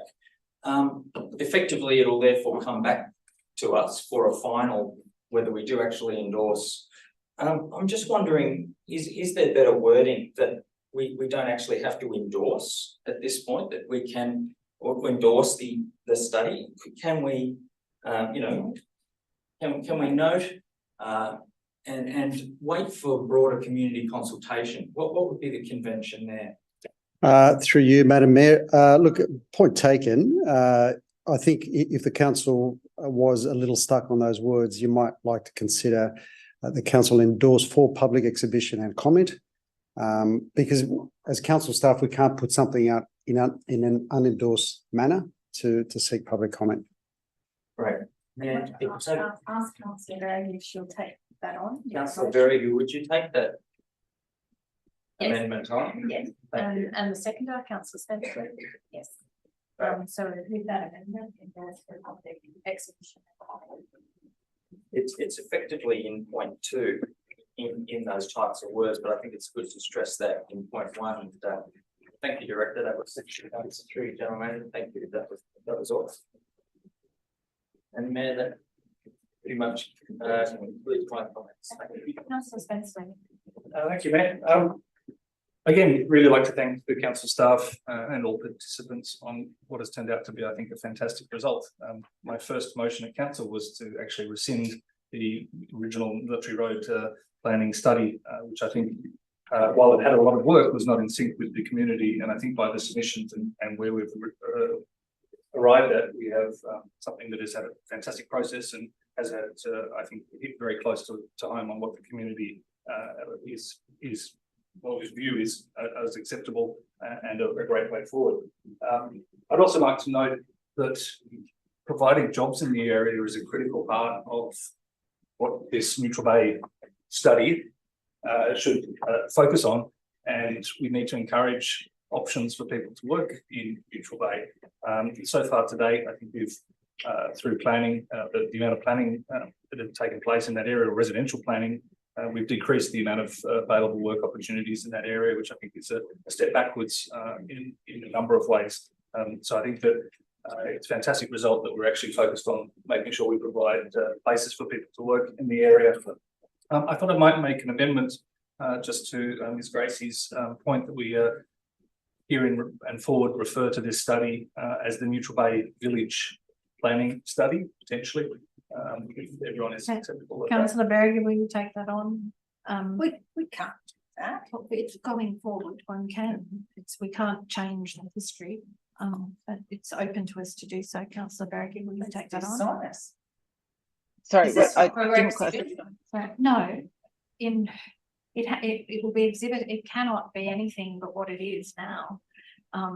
What councillor Spencer is proposing to you, the mover, his seconder, that you adopt that suggestion from Ms. Gracie, which is that in future that the study be referred to as the Neutral Bay Village Study. Is this after the exhibition? Yeah. Yes, it can't be anything other than what it is now. Councillor Berry, did you take that on as mover? I think I've got a lot of feedback coming through. Sorry, Mayor. Because, if it's just about the name change, then that's yes, fine. And I think you may be hearing the drilling from the metro that has started. I've got a lot of vibration, so I'm sorry, I'm on mute and trying not to. Okay. Thank you. So, and you were seconded to take that on, so that's amended. And also that we are explicit, and I don't think this needs an amendment, but just more for council staff, that we're explicit in that we provide stalls and in-face community consultation in the area as much as possible. I think that there is a large group of people who have no concept that this is being discussed, that the future of the village is is really up for their say. And I think that getting out and about in the community via stalls is a fantastic idea. So yeah, I'm really encouraged to see the alignment or much alignment on this study and the work done by the staff. Thank you. Thank you. Councillor Gibson, you wish to say yes. Thank you, Mayor. Thanks to all the speakers that came along. Look, I'm going to vote against this in protest. We actually 2 years ago we had a really good study, and it was called the Military Road Planning Study, and it suggested buildings from 8 stories, perhaps up to 12, but 8 was the minimum.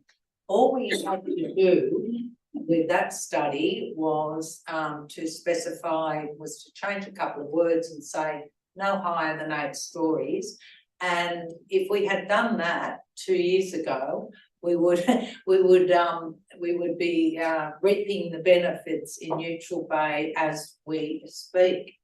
And it's ironic, councillors, but it is absolutely true that if we had gone ahead with that study and work had commenced with limits of 8 stories, perhaps 9 or 10, those buildings would be under construction now, and we would not be facing the proposals by the state government to whack another 30% on them.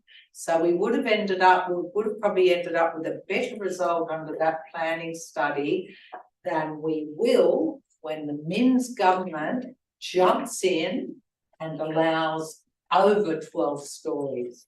And that was the very reason that we developed the Military Road Planning Study. It was to set some certainty and to get some really, some realistic development happening before something worse happened. And something worse is happening. The Minns government are determined to whack extra height wherever they can. Regardless, I think it's a really cute idea to take out the word town centre, but to all intents and purposes, it is a town centre. It's got a beeline, rapid transport to the city. We can't deny that. The Minns government is on a mission to increase height in Neutral Bay. It will happen, councillors. But if we'd stuck to our guns and be reasonable 2 years ago, the buildings would have been commenced and would have been set at the height, the very reasonable height that we planned then. Now we accept the worst fate. The other reason I will vote against this is that I do congratulate the community members that sat on the Neutral Bay Alive group. But I know out of the 10 members there, either 8 or 9 were from local precincts. And I think this council should be seeking to get opinions way beyond people that are members of local precincts. And I know that for a fact because I sat in one, and one long-time local resident who applied to go on the group because she was a big supporter of of maintaining the closure of Young Street and maintaining the Young Street Plaza. She was not accepted onto the group and was very disappointed. So I have to stop you there. It was a very transparent and at arm's length. Yes, but everyone that's there. And I don't want you to impugn that. It was overseen by council staff and it's just incorrect. I'm just saying that 9 out of 10 of the group were from precincts. That's a fact, Mayor, that can't be disputed. You were inferring that it was some sort of weight for people who thought one way or the other about Young Street. And I'd ask that you withdraw and apologise. No, I'm just pointing out that there were 9 out of 10 people from precincts. And I think we should endeavour, and probably councillors around this table agree, that we should be seeking wider opinion. But and for those 2 reasons, I'm going to be voting against this because, as I say, we could have had the revival of Neutral Bay well underway by now. And it's 2 years. We've wasted 2 years, councillors. We've wasted 2 years on the pool. We've wasted 2 years on Neutral Bay. Thank you, Councillor Gibson. Councillor Welsh. Thank you, Mayor. I too would like to thank the council staff for their fantastic report. The draft planning study is commendable for its strong community engagement, notably through the Neutral Bay Alive consultation group, which enhances the council's public consultation processes. Community priorities such as improving public spaces and facilities align seamlessly with the open space provision strategy, with surveys results at 73% supporting the enhancement to pedestrian comfort along the Military Road. An 86% importance rating from the North City Community Centre survey underscores the urgent need for a larger, more accessible community centre. Despite financial constraints, the focus remains on delivering public benefits through planned growth, supported by voluntary planning agreements and a reimagining of the Grosvenor Lane car park. Key recommendations include the creation of 2 public plazas, 1,000-metre square community centre, upgrading the existing centre, preserving the tree canopy, fostering enhanced street activity. Access improvements involve, widening the footpaths, enhancing links, and exploring enhancements for pedestrian safety and speed limits. Design considerations encompass promoting retail business uses that open directly to the footpath, safeguarding heritage, implementing solar controls, and upholding high architectural standards. In conclusion, the study's primary objective is to align development with community needs, thwart economic decline, and elevate Neutral Bay through public benefits and community input. I support the recommendation. Thank you. Are there any other, Councillor Santa? Thank you, Mayor. I would like also to support and applaud the professionalism of the staff who prepared the study in cooperation with the community and external consultants. I'd also like to acknowledge Councillor Spencer, who initiated pretty much this whole proposal through the rescission, the successful rescission motion, rescinding motion, sorry, not rescission, and the then existing Military Road corridor planning study, which was the genesis of this study. I think could be no better testament to the excellence of this study than the fact that both Arcadia and Coles have endorsed it. I think it also is an example, perhaps quite significantly in these times, this is an example of how to get the balance between building height and residential development right. It's done at local government level and therefore not needing state government intervention. It's a model for other councils to adopt. Thank you. Are there any other speakers on the item? Before I return it to the mover, I'm going to speak just very briefly. I'd endorse the last statements by Councillor Santa. This study is a good example of place-based planning in concert with community. I disagree with Councillor Gibson's suggestion that this is just a cookie cutter duplication of the previous military road planning study. It is a model of how it ought to be done. There was community consultation in the, as Councillor Spenceley said, in the early engagement stages. It's going out to community engagement again. This is different to the recommendations, not least because the huge community concern about turning Military Road into 12-storey soulless corridors, which was most of the vision of that plan.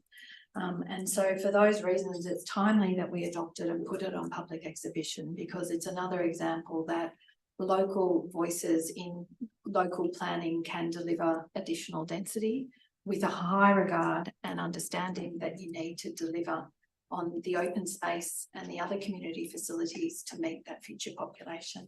Councillor Beregi, you have right to reply. Thank you, Mayor. I'll just keep it brief. I just wanted to also acknowledge that the council is actually living by its words, having earlier just resolved to ensure that we retain trees where we can. It's lovely to see that the study and the community also value the canopy and the amenity that those trees already in the plaza provide, and have suggested that they remain.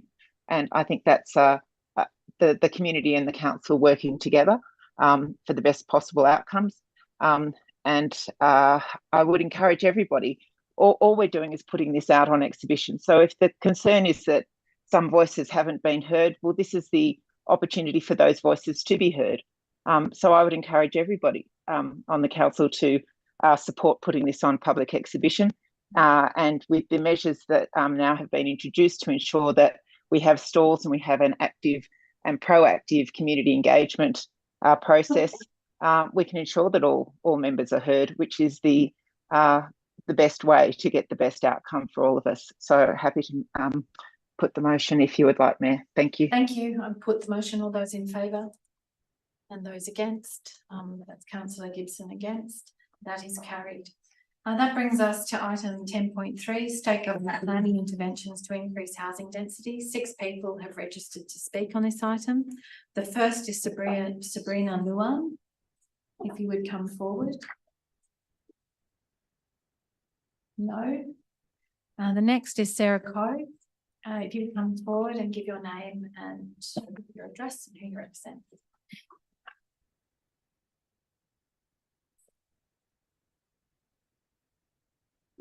Good evening, Mayor and councillors.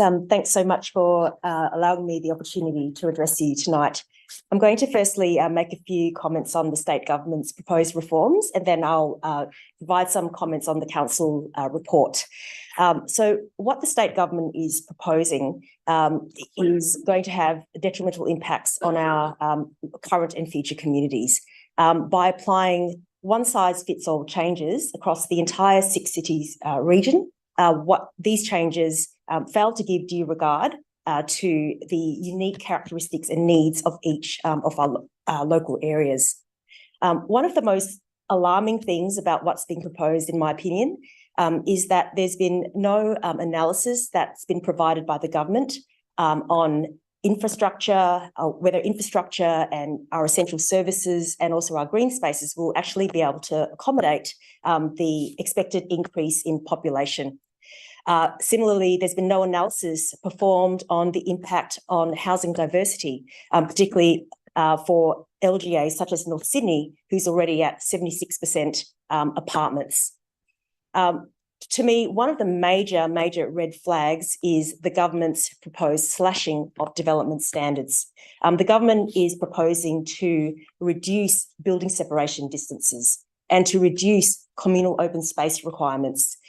They are going to scrap minimum lot sizes for residential flat buildings. There are proposals around tree planting and also deep soil, which are significantly deficient. And in the meantime, the government is proposing to upzone swaths of our land and grant developers up to a tripling of height in certain areas. In my opinion, this is a clear indication of severely misguided government policy. So for all of those reasons and more, I strongly support the recommendation in Council's report that Council strongly object to the state government's proposals. I do, however, have two requests that I would like to propose for your consideration regarding a submission that Council makes to the Department of Planning on the explanation of intended effect. So firstly, with regards to recommendation 2A, I support that recommendation, but I would ask that the words similar to accelerated precinct program be removed, because that term means a state government-led process for accelerating density in an area that's used under the transport-oriented development program. Second, in response to the explanation of intended effects invitation to councils to identify mixed-use zones and E1 local centres that are suitable for inclusion, I would ask council to refrain from identifying those localities on the basis that the council's overarching position is that these reforms are poor planning, and poor planning should not be applied to any of our local areas. So I'll just wrap up. I'd also like to quickly thank council officers for their hard work in putting together this report in, I know, a very, very compressed timeframe, and it is also on a very subject that's very important for our local community. So thank you, councillors. Thank you. Are there any questions of Ms. Coe? No. Thank you for your participation. Thank you. Next registered speaker is Fiona Gracie.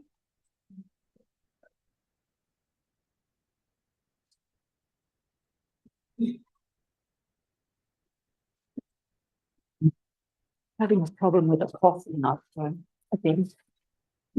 So, pardon me. Again, good evening, Mayor and councillors.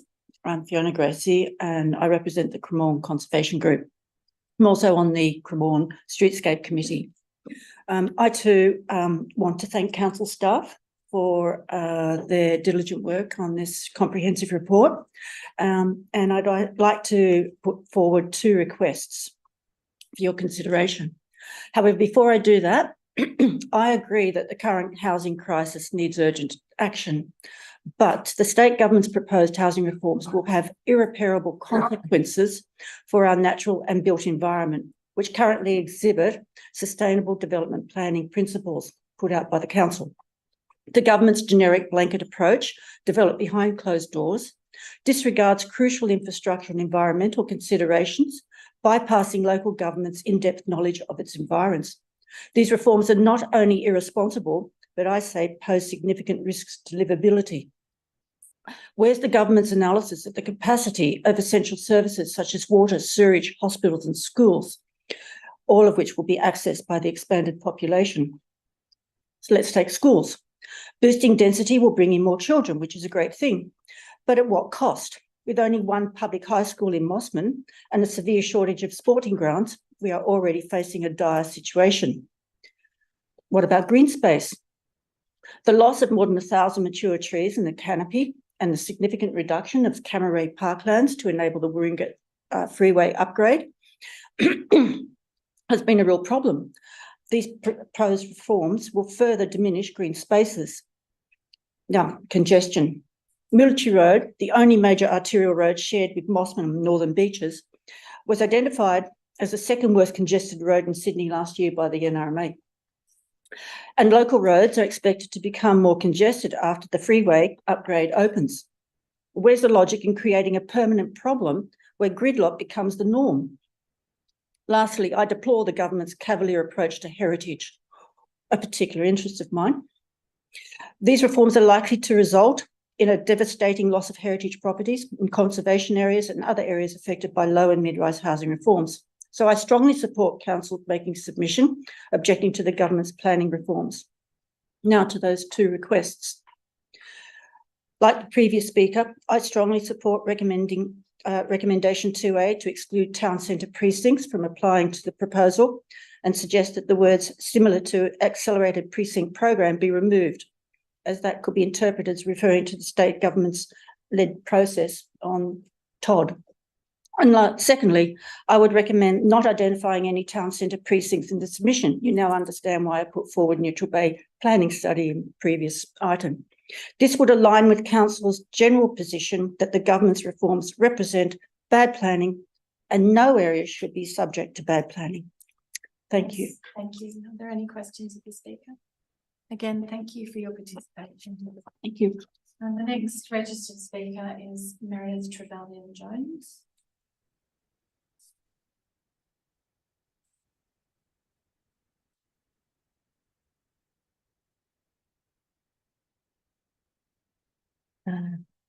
Give your name and Okay, so my name is Meredith Trevelyan-Jones. I'm chair of Willoughby Bay Precinct, Madam Mayor, councillors. The precinct supports council making a submission to the Department of Planning. Like two of the previous speakers, we ask that item 2A be amended to make it clear that council does not want the EIE proposals to be applied to town centre precincts or for the E1 local centre and MU1 mixed-use zones to be identified as town centre precincts.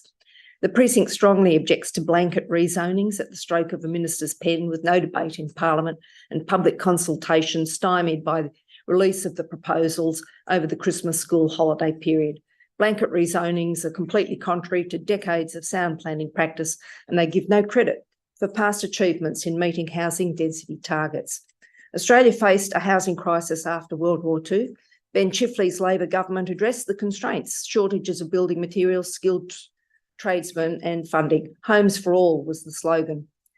Today, these proposals are being sold to us as a response to the housing crisis.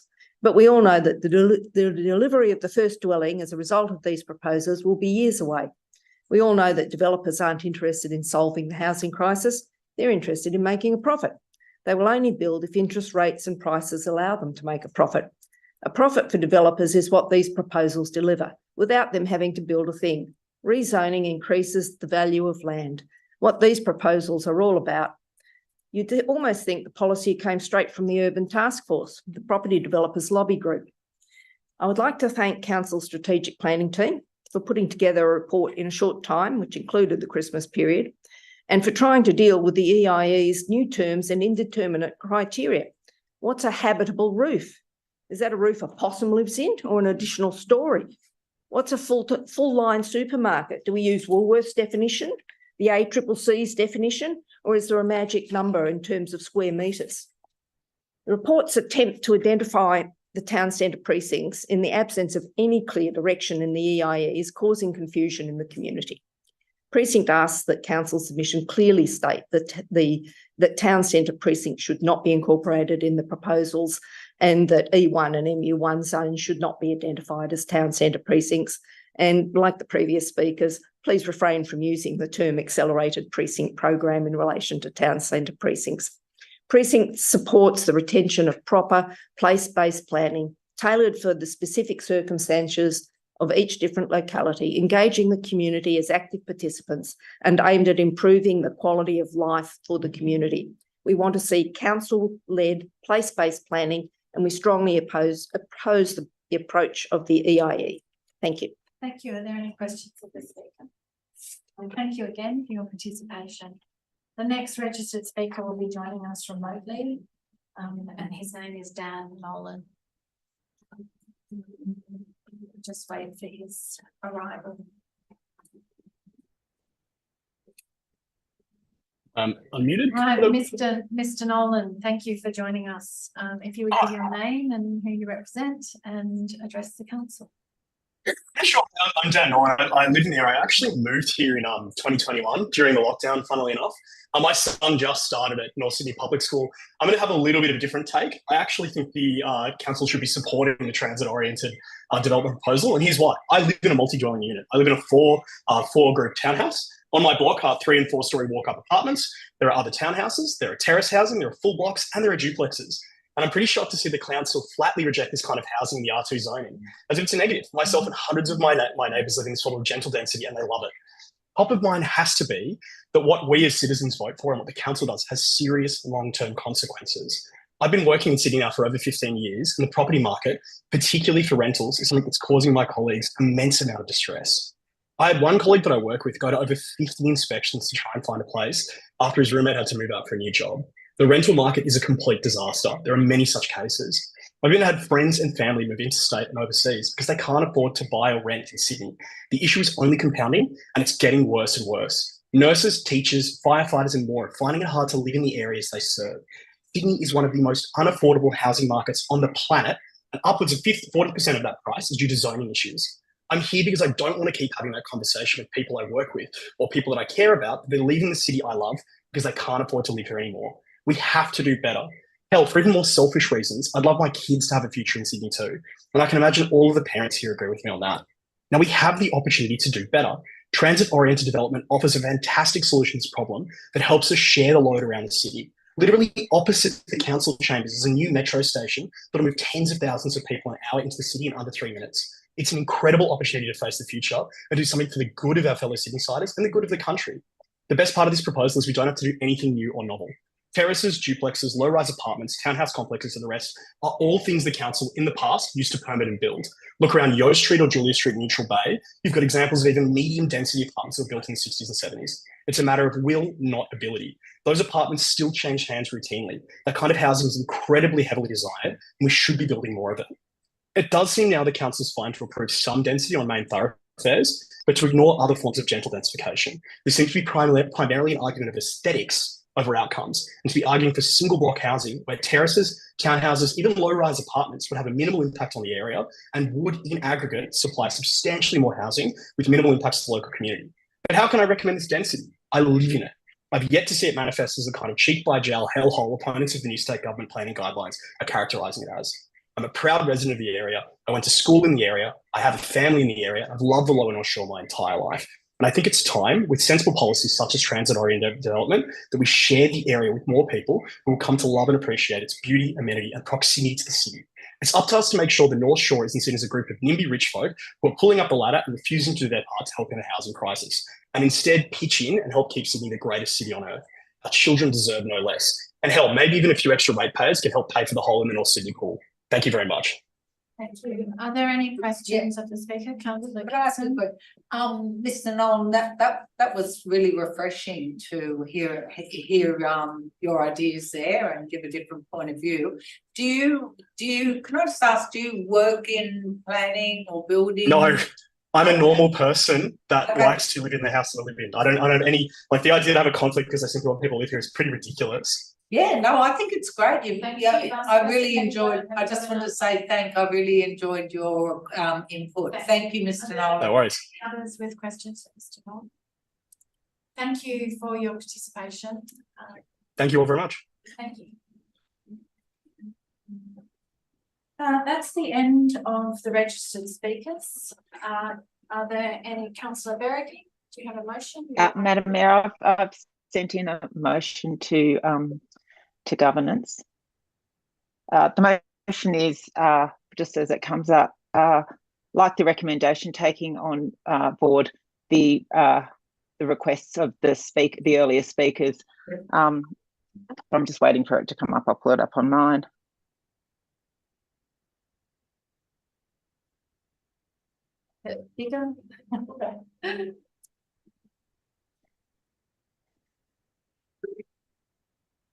So I've just got a lot of feedback coming in my ears at the moment. I don't know why. Councillor Berry, did you want someone here to read it out, or would you do that? That would either read it out or just highlight the changes, which are not significant compared to the recommendation. It's designed to take into account the earliest submitters requests around removing, and I can't see down that far, removing the given remote and given that you have feedback, I might read it out. Identifying E1 centres or MU1 zones as town centre precincts. So Councillor Berrigan, I might just read it out so that you're not having to struggle with feedback. So the proposed motion is that council strongly object to the rushed and poorly planned proposed reforms, particularly as exhibited in the explanation of intended effect dated December 2023. 2, that council prepare a submission objecting to the proposals and the submission be based on the information and issues contained within the report and include the following. The blunt one-size-fits-all approach with the same controls applying from Newcastle, Wollongong and Greater Sydney undermines good planning principles and does not address local infrastructure capacity, delivery of utilities and social infrastructure to meet additional population, environmental and heritage impacts, geographical differences and local conditions. The lack of transparency and rushed community consultation creates uncertainty in the community. The lack of place-based planning will fail to deliver the stated desired outcomes to increase affordable housing. Call for a proper place-based planning process led by council with input from the community with reasonable timeframes for delivery. Could you push that up so I can keep reading? For delivery.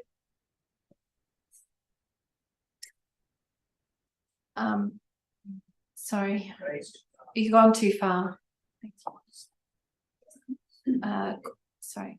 Call for publication of housing targets for each of the transport-oriented development precincts and local government areas, and for the publication of any planning assessment undertaken by the department in developing the proposed changes.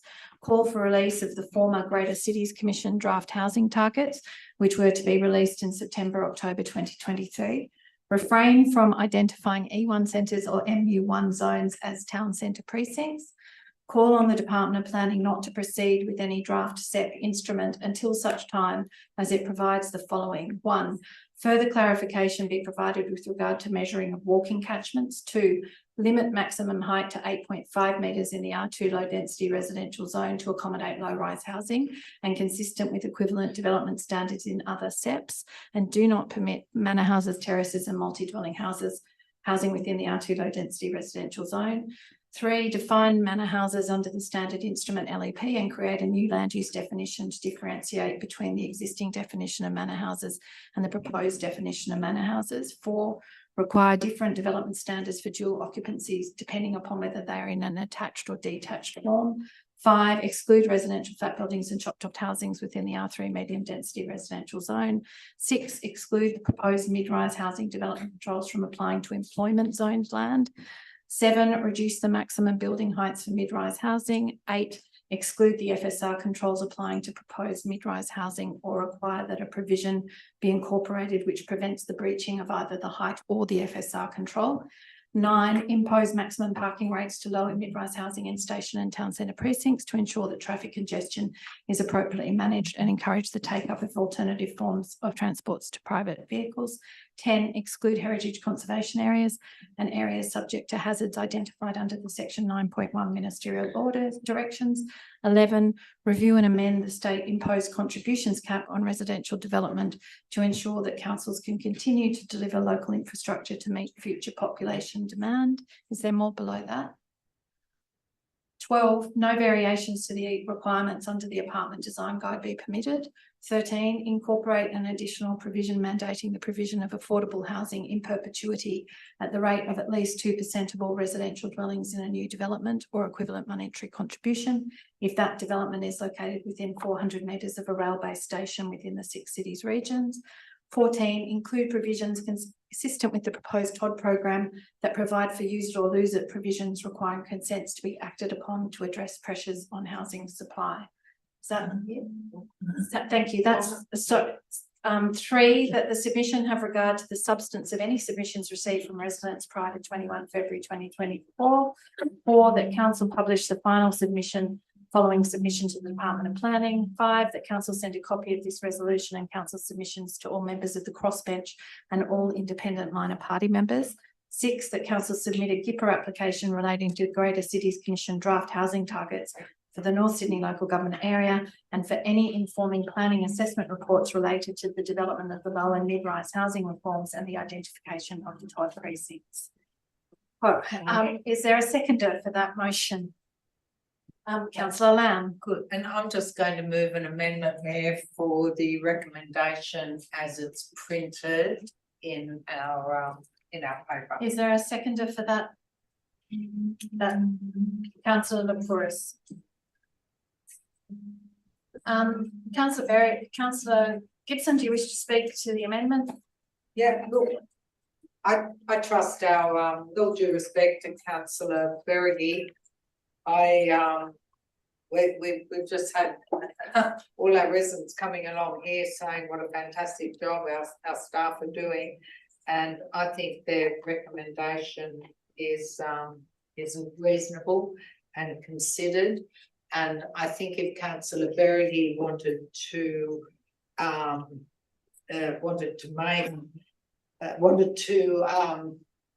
produce such a lengthy motion, she could have alerted councillors to it earlier. I would have appreciated time to look at that lengthy motion that she put forward and consider it a bit more. So I simply can't support that.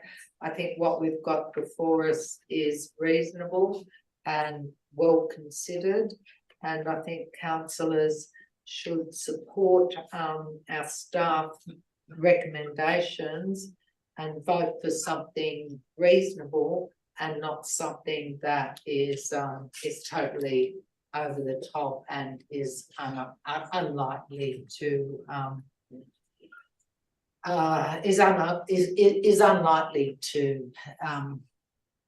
work. Thank you, Councillor Gibson. Are there any other speakers? Councillor Berrigan. Thank you, Mayor. I just have a question for Councillor Gibson.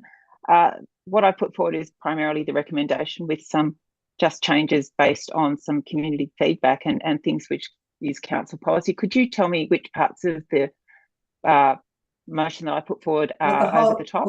Well, just the whole thing. You've made just too many ad hoc changes, and I have the perfect right to put forward an amendment as the recommendation. I think if you wanted to make all of those various changes, you should have given council more notice. Thank and you. I just want to if I've just finish my sentence, Mayor.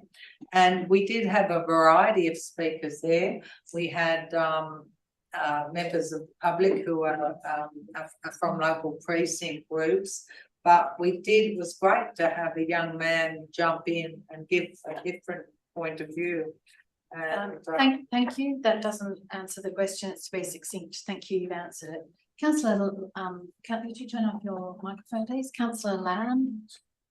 Thank you. I will be speaking in support of Councillor Berrigan's amendment. I'll speaking in support, as I am a strong believer that one size does not fit all. A strong example of this is my hometown, where the agenda of bigger is better is dominant among all urban planning. And while the Central Coast does have the room for it, like North Sydney, it is also neglected to improve basic services alongside the masses of new people.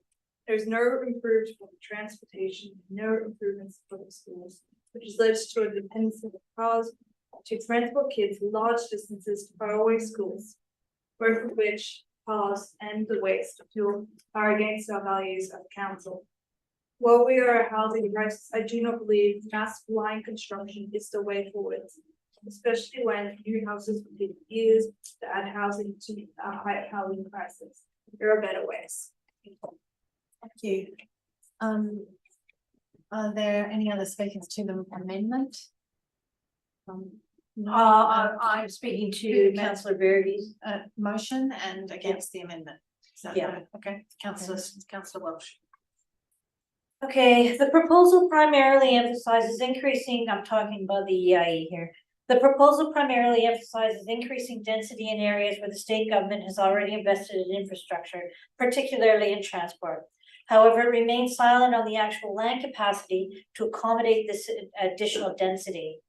Many other essential infrastructures such as education, health, emergency services, utilities, water supply and removal, electricity, telecommunications, open spaces and community-based facilities, libraries, childcare centers are not adequately addressed, as many of the speakers have also said. The proposal lacks consideration of whether there is sufficient capacity in these various infrastructure types to support the proposed density increases. A comprehensive analysis, particularly through a place-based planning approach, is necessary. The document fails to acknowledge the importance of evaluating the capacity of infrastructure beyond transportation. It is imperative to assess the readiness of education, health, emergency services, utilities, open spaces, and community-based facilities to handle the proposed density increases. The absence of such an analysis could lead to future challenges necessitating time-consuming solutions. Given the state government's restrictions on a council's ability to raise contributions for local infrastructure, closing the infrastructure gap as growth occurs becomes increasingly challenging. Therefore, progressing with the proposal without a thorough examination of all relevant factors may result in unforeseen issues that require extensive problem-solving implementation. It is recommended to defer the progression of the proposal until a comprehensive place-based planning process is undertaken. This approach involves understanding the interconnected issues and relationships in a specific area, coordinating actions and investments to enhance the community's quality of life, and guiding growth and change. The current proposal, however, seems to reverse this process by applying a solution without a full understanding of the underlying problems. Such an approach is likely to lead to significant implications and the need for additional solutions to rectify an inadequately considered strategy. Thank you, Councillor Welsh. And then Councillor Lepouris, you wish to speak? Yes, I just like to, first of all, I'd like to applaud Mr. Nolan, I think. I wish more people of my and Mr. Nolan's generation would find the time and put in the effort to come and speak and share these views with council. Unfortunately, in my short experience as a councillor, what I find is that the only people that like to talk about these issues is the generation that came before us, the, you know, for lack of a better word, the boomers. And sorry? I just said the homeowners. You interrupted. Could you please put that on? Councillor Lepouris, you continue. You have the floor. Yes. Anyway, it just seems as though our generation doesn't speak up enough about this problem. There's a real issue with housing. There's a real issue with finding apartments, with finding houses, with trying to buy property. The state government is making a major effort to increase supply. Now, I have an economics degree. I don't know. What I learned in economics was supply and demand. Where supply meets demand, there's an equilibrium of price. The more we increase supply, the more we appease demand. It's a very simple equation. Now, I hear every time I come to this council and we talk about these heritage matters and all this stuff, I hear so many words and they mean nothing. I hear about infrastructure. I hear about improving infrastructure. We live in one of the greatest cities in the world. I'm surprised. I don't know. Has anyone ever visited cities in Europe that are 400, 500 years old, thousands of years old, that have similar populations to ours, that have zero infrastructure, and these cities still prevail and are great cities? And then we worry about infrastructure. I think we need to worry about where are the houses coming from. And the problem that I see is that we make it harder and harder for developers. First of all, another point I just wanted to address is that developers are businesses. Of course, they're going to build where they can make profits. That goes without saying. Why are we so surprised? They're not non-profit organizations. If we incentivize good development and if we incentivize an increase in supply, I think that we could really eliminate this problem, and people from my generation would be able to afford housing. So I won't support this motion. I support the New South Wales government, and that's just my opinion. Thank you. Thank you, Councillor Lepouris. Are there any other, Councillor Burke and then Councillor Berricky? I wanted to speak to the motion. So, look, I think it's fantastic that our community of all backgrounds and ages come to speak to us. The more the merrier. And even if it is through, organised groups that spout property industry talking points, I welcome that. I welcome that. I welcome all organised groups to come and have their say. So, welcome, one and all. Yes, demand and supply. Demand and supply. There's two sides. That's what I was taught in economics at university as well. So the problem is that this is an ideologically driven growth at any cost agenda from the state and federal government. As a renter in this area, I want affordable housing. It has a devastating impact on people like myself who are renting to have government engineered hyper demand for housing through tax concessions, through for property investors, through allowing foreign buyers to speculate into the market, through extraordinary levels of immigration way above historic norms, record levels. So this government engineered hyper demand is devastating for renters like myself. We've had record supply for the last 15 years. We haven't had affordable housing. It's gone up and up and up. With record, we've never had more housing dwellings built than the last 15 years in any 15-year period in Australian history. So it's not a supply issue. There's two sides of the coin. Our community has pointed out some really important issues, and including mayors from across New South Wales. This is about all communities in New South Wales. This is not about North Sydney. This is about all communities who deserve a decent living standard. Mayors across Sydney have been saying this is overly simplistic. It will reduce living standards. Things like access to sunlight and privacy that we used to take for granted. A nice view that we once had in our property. Everyone has the right to protect their amenity of their property. We've got a climate crisis, and yet we want to go on a building frenzy, losing all the embedded energy in our buildings and driving up carbon emissions. What happened to the climate emergency this council talked about? There are a series of unintended consequences, according to mayors across New South Wales, and it's just the tip of the iceberg.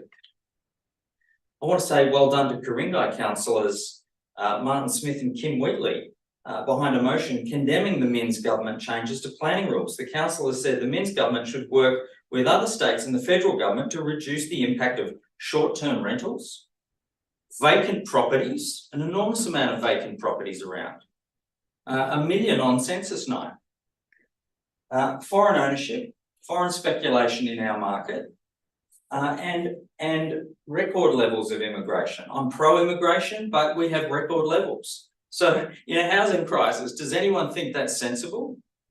They say that the Minns government and federal government would deal with those things, quote, if they were serious about housing affordability, and obviously tax concessions you would add to that.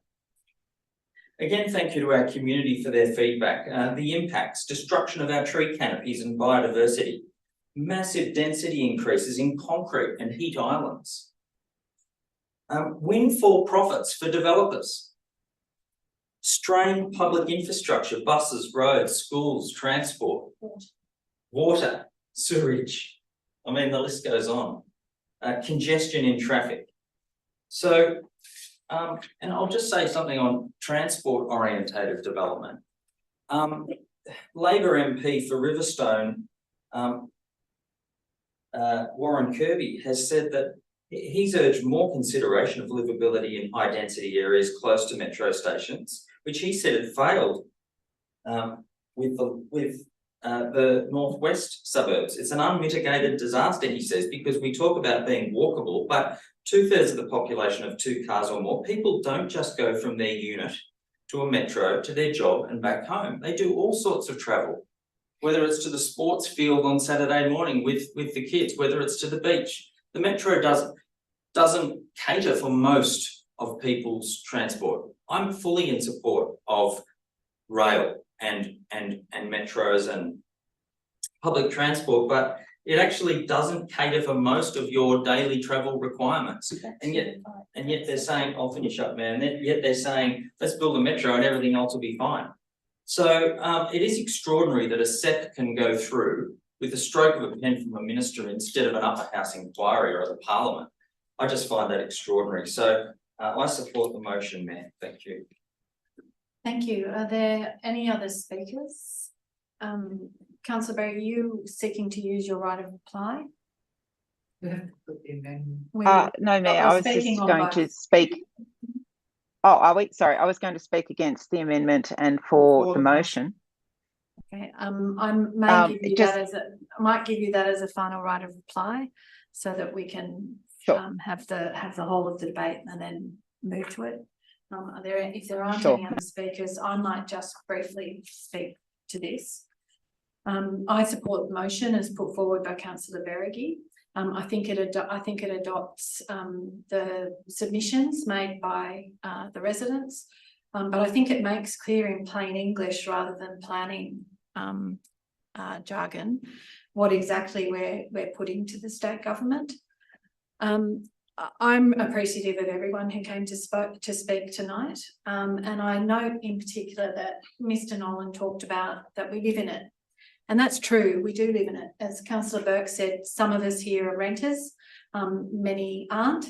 But as a local government area, not only are we living in it, we've been planning for it for more than a decade along transport-oriented development corridors, particularly our heavy rail and metro lines. The current national housing crisis is appalling. It's many decades in the making, and the causes are complex. Addressing the urgent need for affordable and social housing will require a nuanced response from all levels of government and the private sector.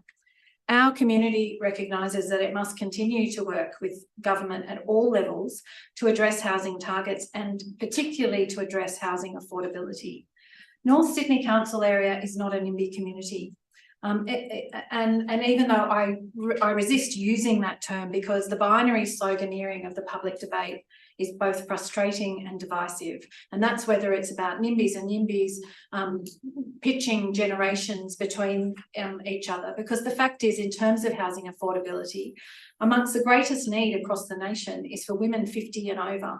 They have the highest rates of homelessness.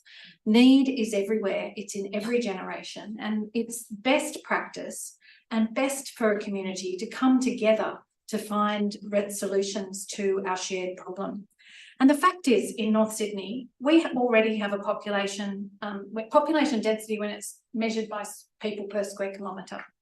North Sydney's population's current density is 6,150 people per square kilometre.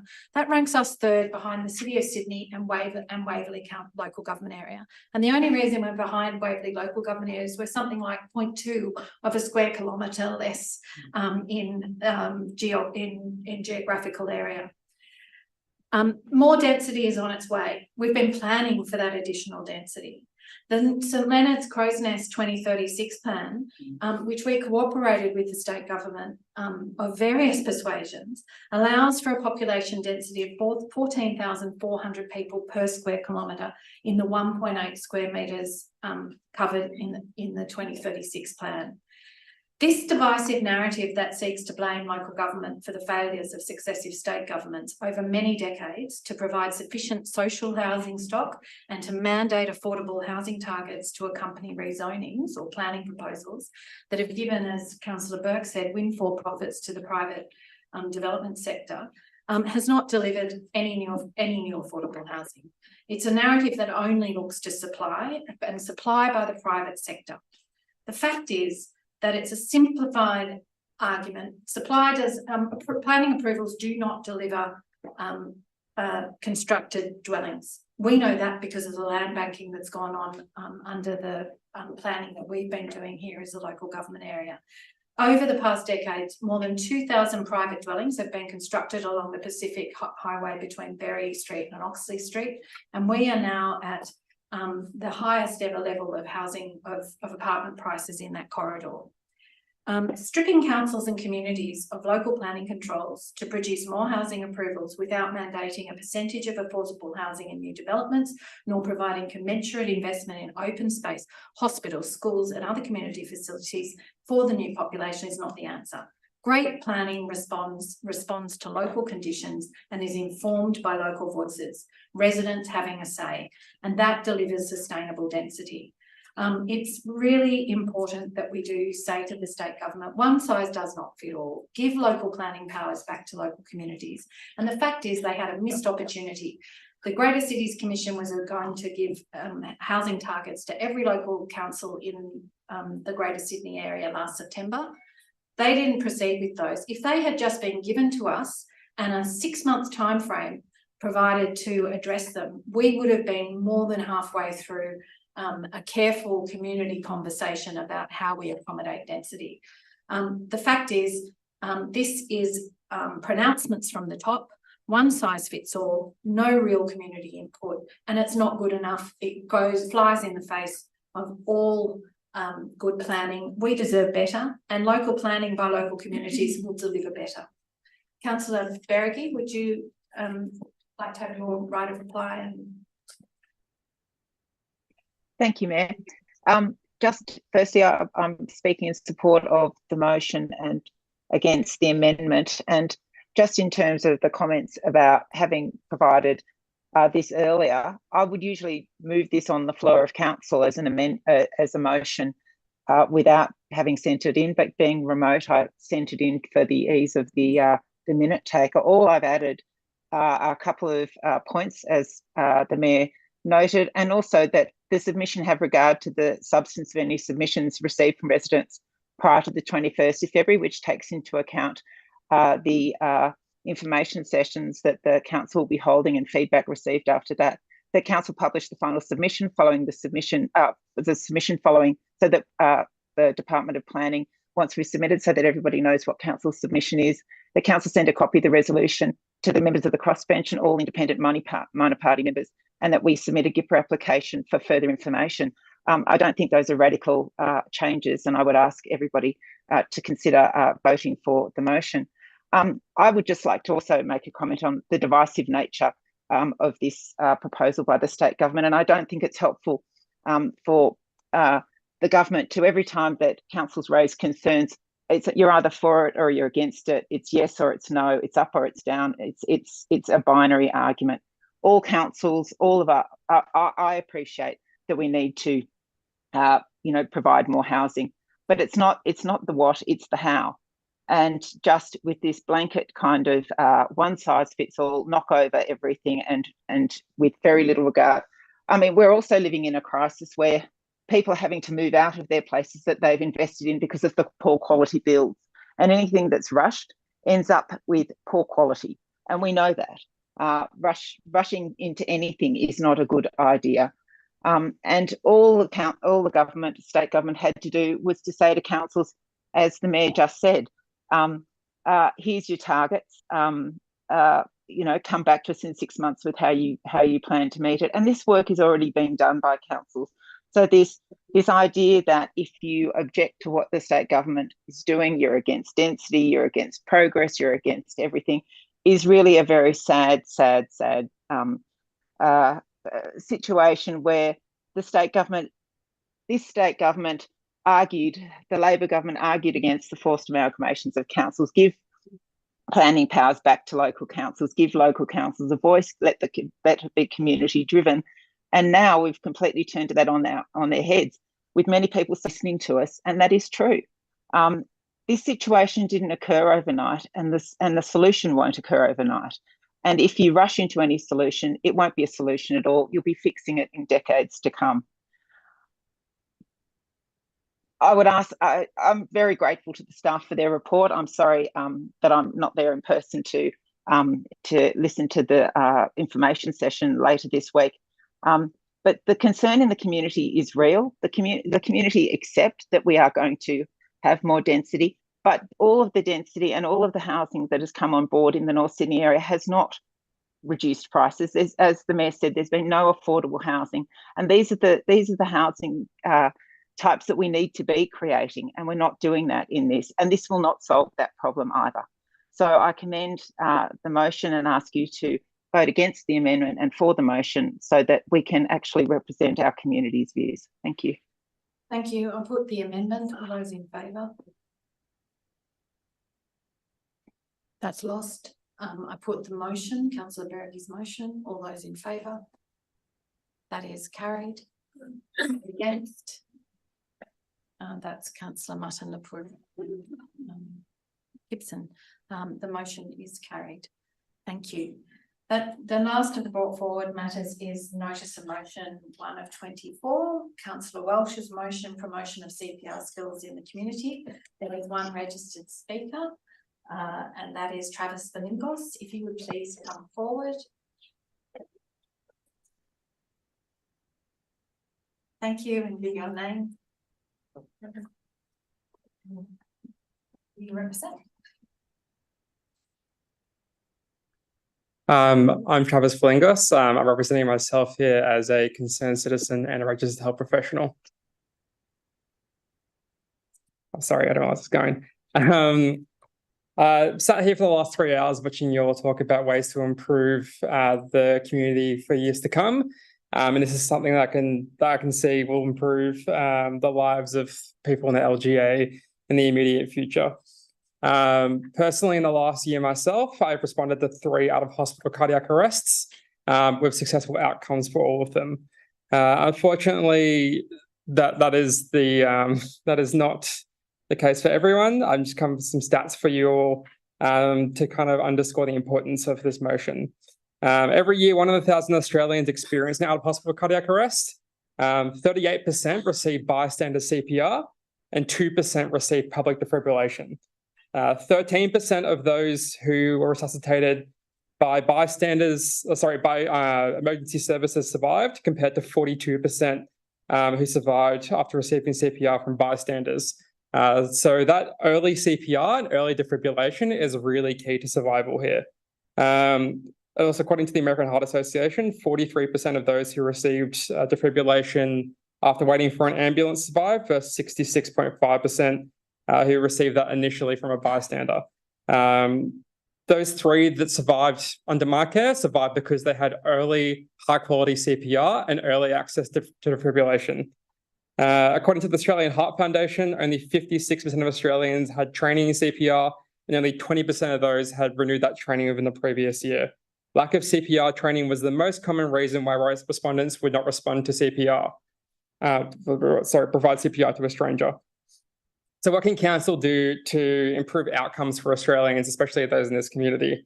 They can promote courses and partner providers, preferably those who are profit for purpose or non-for-profit, such as St John Ambulance, the Red Cross, or Surf Lifesaving. They can locate automated external defibrillators in public facilities and areas, provide grants for defibrillators to community organisations, and promote having defibrillators listed on the New South Wales registry. I checked the registry before coming here tonight. Not a single defibrillator was listed in the council facility in this LGA on the public registry. The website is simply aed.newsouthwales.gov.au. And they could also promote the Good Sam app in the area. For those of you not aware, the Good Sam application is an app that anyone can register on with a CPR certificate, and they will provide CPR to those nearby under the direction of 000 operators who can divert to them if an ambulance is not available. That also integrates with the registry to show you where the nearest AED is located. Thank you. Questions of the speaker? Yeah, look, I just have to say, first of all, thanks. Something we've just done in our apartment building is put in a defibrillator in the foyer. Do you think that would be a good idea for multi-story buildings? Is that something we could perhaps pursue? I think having defibrillators in multi-story buildings is a good idea, preferably in an area that's accessible to the public at street level. Yeah. If you go into the registry, you'll be able to see where the defibrillator is located in the building and if it's accessible to the public or if it's locked inside the complex. It's a good start, I think. Yeah. Thank you. Are there any other questions for the speaker? Thank you. Councillor Spencer. I mean, having bought a bunch of defibrillators recently, I know a little bit about them, but not much. What sort of defibrillators and what are the costs? Do you know? So there's a real wide range there for costs. You want an AED, which anyone can pick up and use. There are ones that are single use that you that cost like $500, but I'm not too sure what the quality testing is for those and how they're approved by the TGA. I'm only really aware of private purchase of those, not for public use or for community organizations. You can get ones, I think for around $1,000 to $2,000 now, which can be mounted on walls in the public areas. The people who install them can also come around, do maintenance on them, check the batteries and things like that. And there's also the opportunity there for council to bulk purchase these for a provider as well. I know St John Ambulance recently entered the branding partnership with manufacturer, and then they also provide that. They can probably provide that in conjunction with training and promotion of these services as well. Thank you. Thank you for your participation. Councillor Walsh. I'm not going to bother really. I'm just going to give you. Oh, sorry. I'll move the motion. Thank you. Is there a second? I'll second it. Seconded by Councillor Berry. Oh, thank you. Sorry. I won't bother going into the background. It's all very straightforward. We've had an excellent report there from Mr. Vassilingas. Okay, on January the 10th, I had to do CPR in the Primrose Park parking lot. While doing CPR, bystanders asked if they could help. I asked if they had CPR. Every person happened by did not know CPR. I was able to continue until the experts arrived. Doing compressions is very physical, and I was getting tired by the time help arrived. I'm sure the bystanders felt badly. As leaders of our local community, we need to do what we can to keep our community safe. By supporting this motion, we will be increasing the chances of someone who has a cardiac arrest in our community surviving. Please support this motion. Thank you, Councillor Gibson. You wish to speak? I just wanted to say thank you, Councillor Walsh. This is a very good motion. Thank you. Thank you. Are there any other speakers? Councillor Spencer. Oh, thank you. Thank you, Mayor. Can we maybe make an amendment that all councillors are provided with CPR treatment, CPR training? Yeah, hopefully we don't need it. But I think that, and that CPR training be applied and made available to any council staff that would like to take it up. But we should lead by example and take up that training. Councillor Walsh, do you wish to take that in? So I suppose that council run a campaign to encourage the community to learn or update their CPR skills, including offering to councillors. But I don't know. I think we might need a report about the cost of. So perhaps if you put number 3. For number 4, that a further report be provided to councillors to the cost of councillor and staff training. And if I could make an amendment to that in terms of a report on the cost of providing or implementing the defibrillators in council properties and vehicles. I think it'd be great to know what the cost would be to do that. I know for a fact there are already a number of defibrillators. Yeah, there's one in this building I noticed, but a couple of them. Yeah, but perhaps you just say a report on CPR training for councillors and others, and the cost of defibrillators on a wider basis for council as properties. per 3 above. I suppose that's the feasibility of defibrillators in our public spaces such as parks and sporting grounds. Yeah. So I suppose the feasibility, and maybe add to that 3, and the cost of training for councillors and council staff in CPR.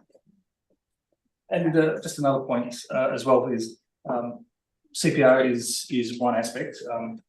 One other aspect is medical kits, bandages, these types of things. And I think there's very little awareness of how important it is to have appropriate medical kits around as well.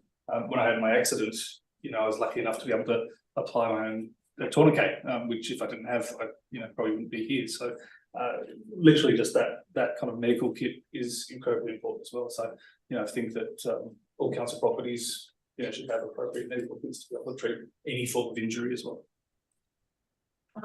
Councillor Berry, you're happy to take on that amendment as the seconder? Yes. Yes, Mayor. In the absence of any other speakers, I'm going to put the motion. All those in favour? Thank you. Those against? That's carried. Can I just briefly speak? Sorry. Unanimously.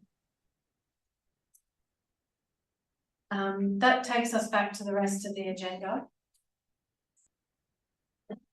So item 9.1, Environment Reference Group Minutes. I'll move it. Moved by councillor Gibson, seconded by councillor Burke.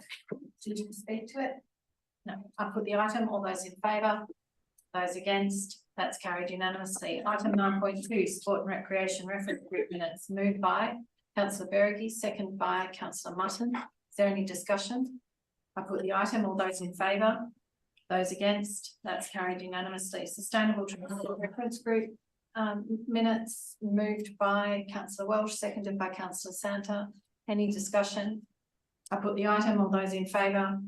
Carried unanimously. Waverton Peninsula Working Group minutes, moved by councillor Santa, seconded by councillor Lamb. Any discussion? I put the item. All those in favour? That's carried unanimously.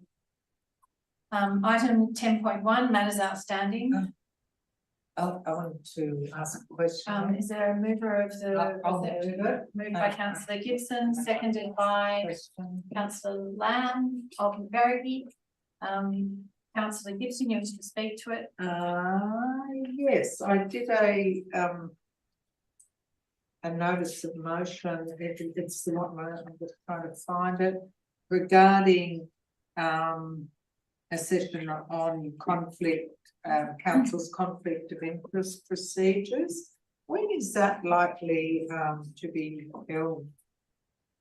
Organised? Madam Mayor, that will. Here we are. On the back page, page 6 of 6. Madam Mayor, that will occur in early March. With an invitation to come out to interested councillors to attend the session. It won't be held during a normal councillor briefing night because there's been an expression that not every councillor is interested in it. And we've got quite a full briefing schedule ahead of us, so it'll be a special briefing of interested councillors. And could I ask one more question, please, Mayor? In relating to this. Many months ago, councillor Mutton put forward a motion that the report by PwC in relation to the pool redevelopment be made available to the public. I don't think that has happened, and I can't see it on the list here anywhere. Why hasn't that been made available as per the resolution of council? Madam Mayor, that resolution was subject to the consideration of financial and contractual legal risk and still is. Okay, thank you. I put the item. All those in favour? Those against? That's carried unanimously. Item 10.4, affordable housing and heritage planning, council priorities. Is there a mover? Councillor Gibson, second by councillor Berge. Any discussion? Mover, councillor Burke. Yeah, thank you, Mayor. I'm not going to support this motion. I understand the reasoning for this, but I just don't support downgrading heritage reviews and potentially protections.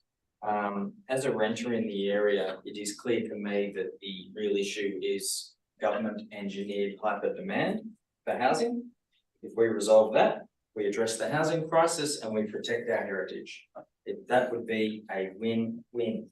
So yeah, Mayor, I can't support the downgrading of heritage in our protections and studies in our area. Thank you. I'll speak very briefly to this. I'm supporting it because it's not about downgrading heritage. We have heritage protections, they will go unchanged. It's about reprioritising. And I think strategically, this is the time to reprioritise towards affordable housing. We have a once in a generation opportunity with federal and state government focused on it and funding it. We only have so many strategic planning staff who will be tasked with undertaking the heritage review. A deferral leaves our local government area protected, but it also means that we put vital resources into addressing the affordability issue at the same time as council staff, in terms of resourcing, having to address unforeseen, and no doubt there'll be more state government planning policies that as they come over the following 12 months. Councillor Welsh. We are currently facing a housing crisis, as evidenced by the nightly reporting of long queues, sometimes 100 deep, waiting to view apartments, record low vacancy rate, and the astronomical prices asked for rent, which are always rising. Our essential workers are being priced out of our LGA. However, preserving North Sydney's unique character through heritage management is crucial and highly valued by residents and visitors, setting it apart in the North Sydney metropolitan context. The challenges in both housing affordability and general housing demand requires comprehensive, multifaceted responses, making this a demanding area for all levels of government. Balancing priorities in housing and heritage planning is essential. However, due to their resource-intensive nature, it's necessary to allocate resources internally to conduct comprehensive, exhaustive, and collaborative housing planning work effectively. I support the recommendation. Are there any other speakers? I'll put the item. All those in favour? Those against? That's councillor Burke. The item is carried. A 10.5 investment loan and borrowings report as at 31 December. Is there a mover? Moved by councillor Gibson, seconded by councillor Mutton. Any discussion? I put the item. All those in favour? Those against? That's carried unanimously. Arts and culture pop-up activation of Berries Bay quarantine station. Councillor Lamb, seconded by councillor Santa. Is there any discussion? I put the item. All those in favour? Those against? That's carried. That leaves one more item, which is North Sydney. Madam Mayor, I have a motion. I have a motion, Well, Mayor. I have my light on well, first. I'm sorry. I was still just enough. I was still announcing the item, and I'm chairing the meeting, and I will do it in the way that I choose. So first of all, before I even announce it, I wanted to know whether there was any requirement to close the session if people wish to discuss matters that are legal, professional privilege, or commercial in confidence. Yes. Yes. Councillor Spencer, would you move for it in public interest and for commercial in confidence and legal professional privilege reasons that the matter be closed to the public?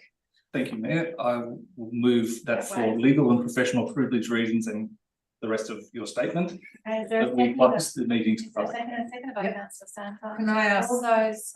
Can I ask that no one will ask that something be taken on, please, Mayor? Would councillor Spencer take on a point there that when we go into closed session, we go into committee of the whole? No, councillor Gibson.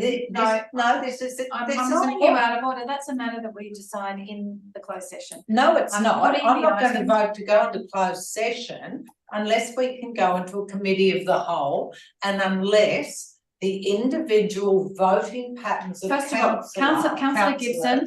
Councillor Gibson, made public when we come out of closed session. Councillor Gibson, all voting records are made public in this term of council. We have been, No, they're not. they are. No, and we have not been the ones in closed session. They are. They They're are. recorded. They are. The previous council did They not, are but this not. one does. They are not. I'm That putting is the item to close the absolutely not meeting. true. All those in favour? Those And against? I'd like to speak against closing the meeting. It's been put and carried. And so I'm not allowed So to speak against the closing matter the has meeting. been Oh, put I think this and is carried. appalling, Mayor.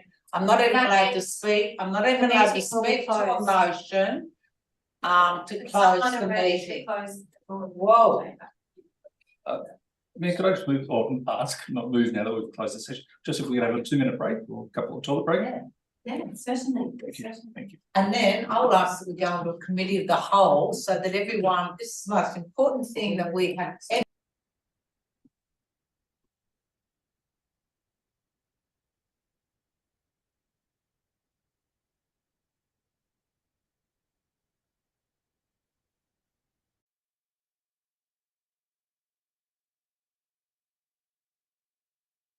Recording in progress.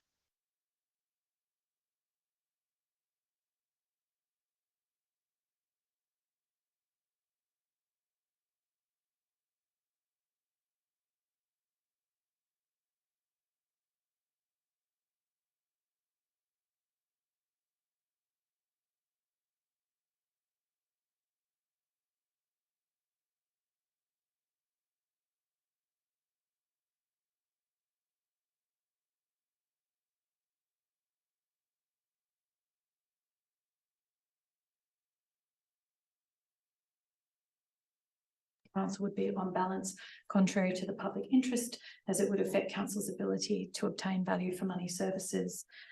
G, advice concerning litigation or advice that would otherwise be privileged from production in legal proceedings on the grounds of legal professional privilege, and because consideration of the matter in open council would be on balance contrary to the public interest, as it would affect council's ability to manage legal matters effectively and in the best interests of the community. 2, that the confidential report and related attachments be treated as confidential and remain confidential until council determines otherwise. 3, that council notes the contents of this report, which provides an update in relation to the North Sydney Olympic Pool redevelopment project. 4, that council provides notification to the Office of Local Government of the expected cost increases in accordance with the OLG capital expenditure guidelines. 5, that council increase the project budget by 20 million to be funded from additional loan borrowings. 6, that council delegate authority to the general manager to negotiate and execute a loan agreement for $20 million based on a 20-year loan term. 7, that in accordance with section 230 of the Local Government General Regulation, the general manager notify the Office of Local Government of the approved borrowing. 8, that council delegate authority to the general manager to negotiate and enter a settlement deed and contract changes for the construction contract entered on 18 January 2021 with Icon SI Australia Proprietary Limited, and in accordance with the recommendation contained within the confidential report, including the negotiated financial position as at 31 January 2024. And 9, that an update report be provided to council's meeting of 26 February 2024. That was voted on with one councillor against, Councillor Gibson. Well, I don't know. Did Councillor Thank you. That was as it was recorded as we voted. But the voting record will be published in the next minutes to the meeting of the 26th of February 2024. Thank you everyone for your patience and participation. That is the close of the meeting.